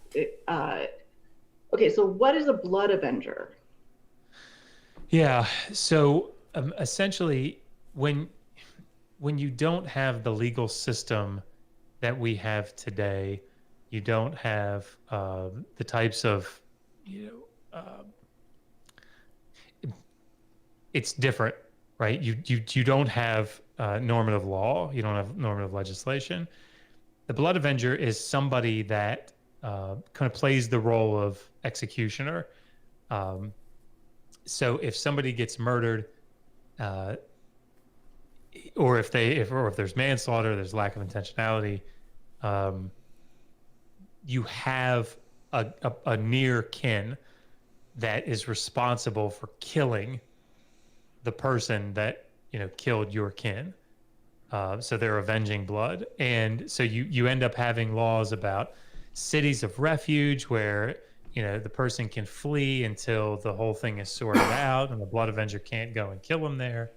If he doesn't go there, as tough luck. You should probably go into one of the cities of refuge. So yeah, it's that person that's the near kin that's responsible for exacting vengeance on on the person that killed. That's so interesting to me that allowing that within the law, that a person who is affected by this crime can actually take their vengeance, but within the law, and become the executioner. That fascinates me. That's what I wanted to ask. My last one is, who was the wise woman? You know what I'm talking about? Wise women on the wall. It was it's part of the Pentateuch. Yeah, if you don't know, that's totally cool. Oh man. Making feel in bad that I reference don't- back to what Momma was saying until she finds her wee notes then there, the bit before it was about the Blood Avenger. Even when an accidental murder was happened, it fell on the Blood Avenger. Did that, obviously there's not more history to say this because it's the Bible, but would you assume that even if somebody was accidentally killed and it fell across the Blood Avenger, as Mama says, having someone so close to that just purely out of spite, would they have done that? Or I mean, obviously there's every there's the danger of situation is that. different, obviously. Yeah. But one of the things that I think is probably important to think about is that because and you see this in the system itself as represented, you probably ended up, or we'll probably find out that if we can't verify this already, that given the sort of structure that early Israel had in Canaan, you have it fell to the father quite often, the head of the household, to exact, punishment to bring about the enforcement of these traditions. So you see this in wisdom literature just in general, which is why some people think that the laws actually stem from wisdom literature.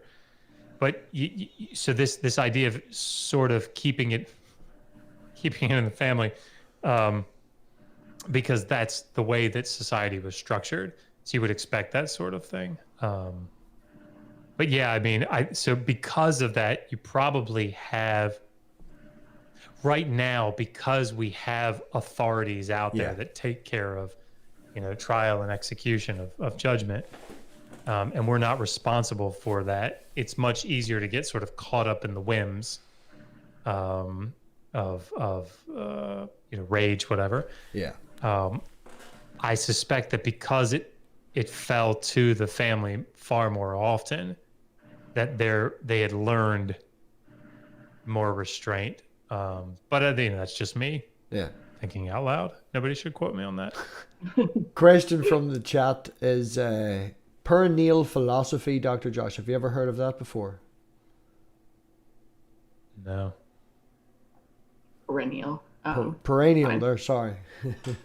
In what context? I mean, I know what those two words mean, but That was just the question. Do you know what perennial philosophy is? I don't know. So I'd like to say that the question about the wise woman was not a gotcha question at all. It was completely glossed over in the readings that I did, which is just why I asked. I was curious No, about I'll it. go look. I'd like to point out the fact that everything that we have thrown at you tonight, bar this one question, you have had knowledge on and been able to speak to. So that is fucking insane. I thoroughly respect your education, your knowledge, all of it. So, Well, I appreciate that. I hope my answers were valuable in some way. Absolutely. I learned from the reading, but I learned so much more from what you were able to expound on and say. So it just, and again, the same person asked, are you familiar with the perennial philosophy? That, we asked, it's fine. I think from what I can see, the wise woman is just, I thought it was like a specific person within the story. I think it has to do with a woman that speaks to a woman up there in society, as far as high up as women can go, that speaks to women's roles within the Israelite society. That seems to be what I'm garnering. I could be wrong. Yeah, I feel embarrassed that I can't place it. Don't. Thanks. Now I have to go look it up. Thanks a lot, man. I really appreciate it. One thing I always like to take the opportunity to, whenever I have Dr. Josh on, is mention the HAPS program, and what they do with that there is definitely something that should be respected. They take Patreon. I've put the link in the live chat. It's all the money goes towards helping educate people in the field that he works through, because as you know yourself, Josh, it's not very well paid or funded, like. Hmm. It's definitely not, and I really appreciate that. I think we were able to give out three $2,000 scholarships this year. I'd have to check with Incredible. Megan on that. And we have our application in for nonprofit status for HAPS, and HAPS is Humans Against Poor Scholarship for anybody that doesn't know. Which I have Hugh Ross to thank for that, because I made a video where I said against him, saying let's resist. Everybody join HAPS, Humans Against Poor Scholarship, and keep stuff like this out. So sorry, Hugh, but that was the impetus for the name. But yeah, if we can get nonprofit status, that's going to be pretty big for the scholarship, because we'll be able to approach individual universities, particularly those that have ancient Near Eastern programs, and say, hey, we're trying to help not only funnel new people to you by getting people excited about Assyriology and the Hebrew Bible in Egypt, and but we're trying to help fund your students. So give us a donation and then send your students to compete for it. So yeah, it's a lot of fun. A lot of fun to, and there are two playlists now up on the channel that have all the interviews from 2019 and 2020. So do go back and watch those. They're very, very interesting. All the latest research that PhD students are doing in the field. So it's good to get in touch with the actual person as well, because even though you have 30 different people, learning the same thing in a certain class, everybody approaches it differently. You've got different personalities, and it's definitely very interesting, wonderful work that you do there. And what's crazy about it, just a final note, is that one of the main points is to get scholars who are going to go full-time in the field to learn how to relate to non-specialists, right? So often, as you guys know, very well know, people that specialize in things, that spend 3, 4, 5 years writing a dissertation in something, and they come in and they just start talking about all the intricate details of what they're researching, without giving any kind of an introduction or any kind of background, or being able to relate that information in a meaningful way. So people just kind of glaze over. So in order to win the scholarship, you have to get people to vote for you. And these people that are voting for you are not your peers. They're not like people that are interested in your 18th century liturgical texts that are written in the Emissal dialect. Nobody knows what that is. So you can't go in there and talk like that. You have to make it, not only palatable but interesting, and you have to make it relatable. And I've been surprised both years, at least at one, of one person that didn't get it. Like, because I thought, man, they did such a good job. They weren't relatable. And that's hard. With the competition the way it is with any kind of scholarship or anything like this, and even with the grants that we compete for in my field, you always have to have that extra something. And even if your science is spot on, even if your proposal is spot on and perfect, you have to be able to stand out, and that's unfortunate. Centennial Apologies, I think that's his name. Yeah, Apologetics wanted you to know that they love you. So just letting you know that. Thank you, Rob. Love you too, man. The painting behind you as well. Oh, awesome. Yeah, this has a story. I could tell it real quick. Yeah, go ahead. Christina Blackfeather painted it live on her channel. And it took her a while, several months, I think. It's beautiful. You can see it just a little bit now, but if you see it in person, and this is the original. And she painted it so that we could auction it off for HAPS. And so Megan said, well, we're going to be bidding, And Christina said, well, then you're getting it. I'm giving it to you. And she made 2 prints. Wow. She kept one for herself, and we have the other one right here. And when we get our nonprofit status, it's like gambling or something. If you raffle something off, which I didn't realize, but it's considered gambling. So, but once we have our nonprofit status, then we can raffle it off, and that's what we're going to do. We're going to raffle off the print. So, we said, well, we are displaying it prominently in every video, and it's our background on our channel, for our live streams.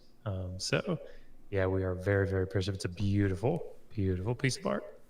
Yeah, I've popped Christina's channel in the link there. If anyone wants to go and watch it getting painted, they can go check out her channel and see it live as it was written done. Like, it's awesome. The story MathPig's told me a few times. Oh, see that painting process. I always forget her surname though. It's like Christine or Christina something. Who was it? Mm-hmm. But like I said, there are, and I love our, our community. I love everybody that contributes. But there are a lot of people that come out and there are debates about the Bible and people will just speak about the Bible, but to be able to have somebody with actual education and knowledge and to come and to learn like we can from you, like I said, I'm the scientist, so I don't speak well to the Bible at all. But you contribute so much to our community and we can learn so much and we have learned so much from you. I have such deep respect for you, Dr. Josh, and I cannot thank you enough for coming on my channel. Well, I'm very, very excited and humbled to do it. And please, everybody, remember, my role here, I think, is certainly not to be the last word in any way on any of these topics. What we really strive to do is point people to those that are really doing the cutting edge work in the field. So I feel like what I know about these topics is I'm standing on the shoulders of giants. So, what I would recommend to everybody, if you like what you've seen, and I can hear my headpiece beeping at me. Let me throw the other one in. If you like what we do, it's because it's only as good as our sources of information. So come to our channel. We try to do interviews all the time with brilliant scholars, so they're the ones that ultimately you want to be. I think you want to be relying on. But I thank you for the opportunity to come on and talk, and I'd love to come back. I really would. Yeah, Talk about this topic. I want to read it first, and then I want you to come back and talk to me about that. We'll send you a copy. We'll send you a copy. Can you sign it for me? Absolutely. Oh, thank you. I was actually going to ask, but didn't want to ask. But yeah, no, that is, I know this isn't the Old Testament law was not your technical area of expertise, but you still have so much to say. But the slavery thing that you were so knowledgeable about and you were known for knowing that topic, I can't wait to have that discussion with you. So I'm excited. Is there anything you have coming up that you want to show before we get going? Yeah, on Wednesday, Megan's got a really awesome interview. I think it's about the Museum of the Bible and the legal ramifications for the Green family and for the museum itself. So that'll be on our channel. And then Thursday at 2:00 Eastern Standard Time, John Collins is going to be on. And if you don't know who John Collins is, I just feel so sorry for you. But a brilliant scholar up at Yale. And again, we're going to be talking about what are biblical values. So particularly one of the questions, I sent him the questions that I'm going to ask him last week. But one of the things that I'm going to be focusing on with him is this idea of Lawson Younger wrote his dissertation in the early 90s on hyperbole, violence as hyperbole in passages like the conquest accounts, and that gets used like a kid with a hammer, right? Everything's a nail. And so anytime you see violence in the Hebrew Bible, hyperbole. That's hyperbole. Didn't really mean genocide there. And so we're going to talk about that and talk about, first of all, is that the case? And, spoilers. But secondly, does that get rid of the problem of violence in the Hebrew Bible? You know, is there still a problem of God commanding violence, even in these passages where we don't think, where we do think it's hyperbolic and we don't think it's, complete genocide? Is it still problematic? Hell yes, it is. So it's going to be a really great discussion. So. And what time is that on Thursday? 2 p.m. Eastern Standard Time. I'm taking off work early to come back and do it. So it's going to be great.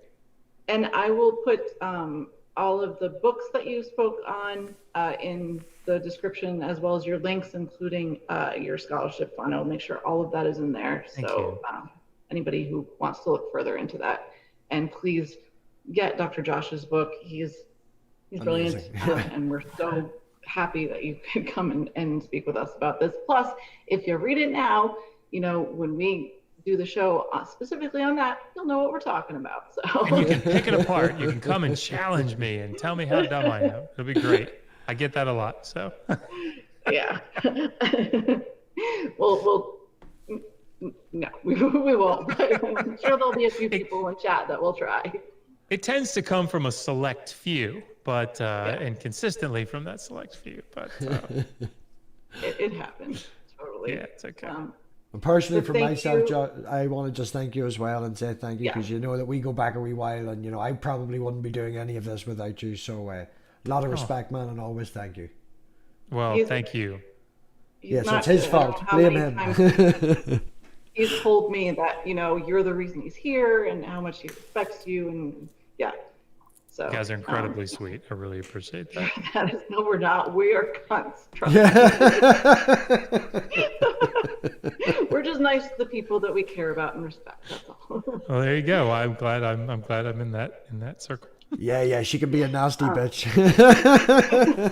I have a very hard time believing that. I watched you with Matt Powell, so you were pretty reasonable with Matt Powell, and that's you didn't watch her with Mark Sargent. So, You didn't watch her against Mark Sargent then, Dr. Josh? Yeah, no? You should see me against Mark Sargent, though. That got a little heated. All right, I will go look. Suck my dick, so yeah. There you go. Yeah. Probably well anti-science people, so it happens. But yeah, there was a lot of MathPig too for doing this with me. So. No, glad to be here, Pat. Thank you very much. Thank you for everybody for coming and watching, and we will see you next time. Think critically, and we'll see you next weekend. Bye, everybody.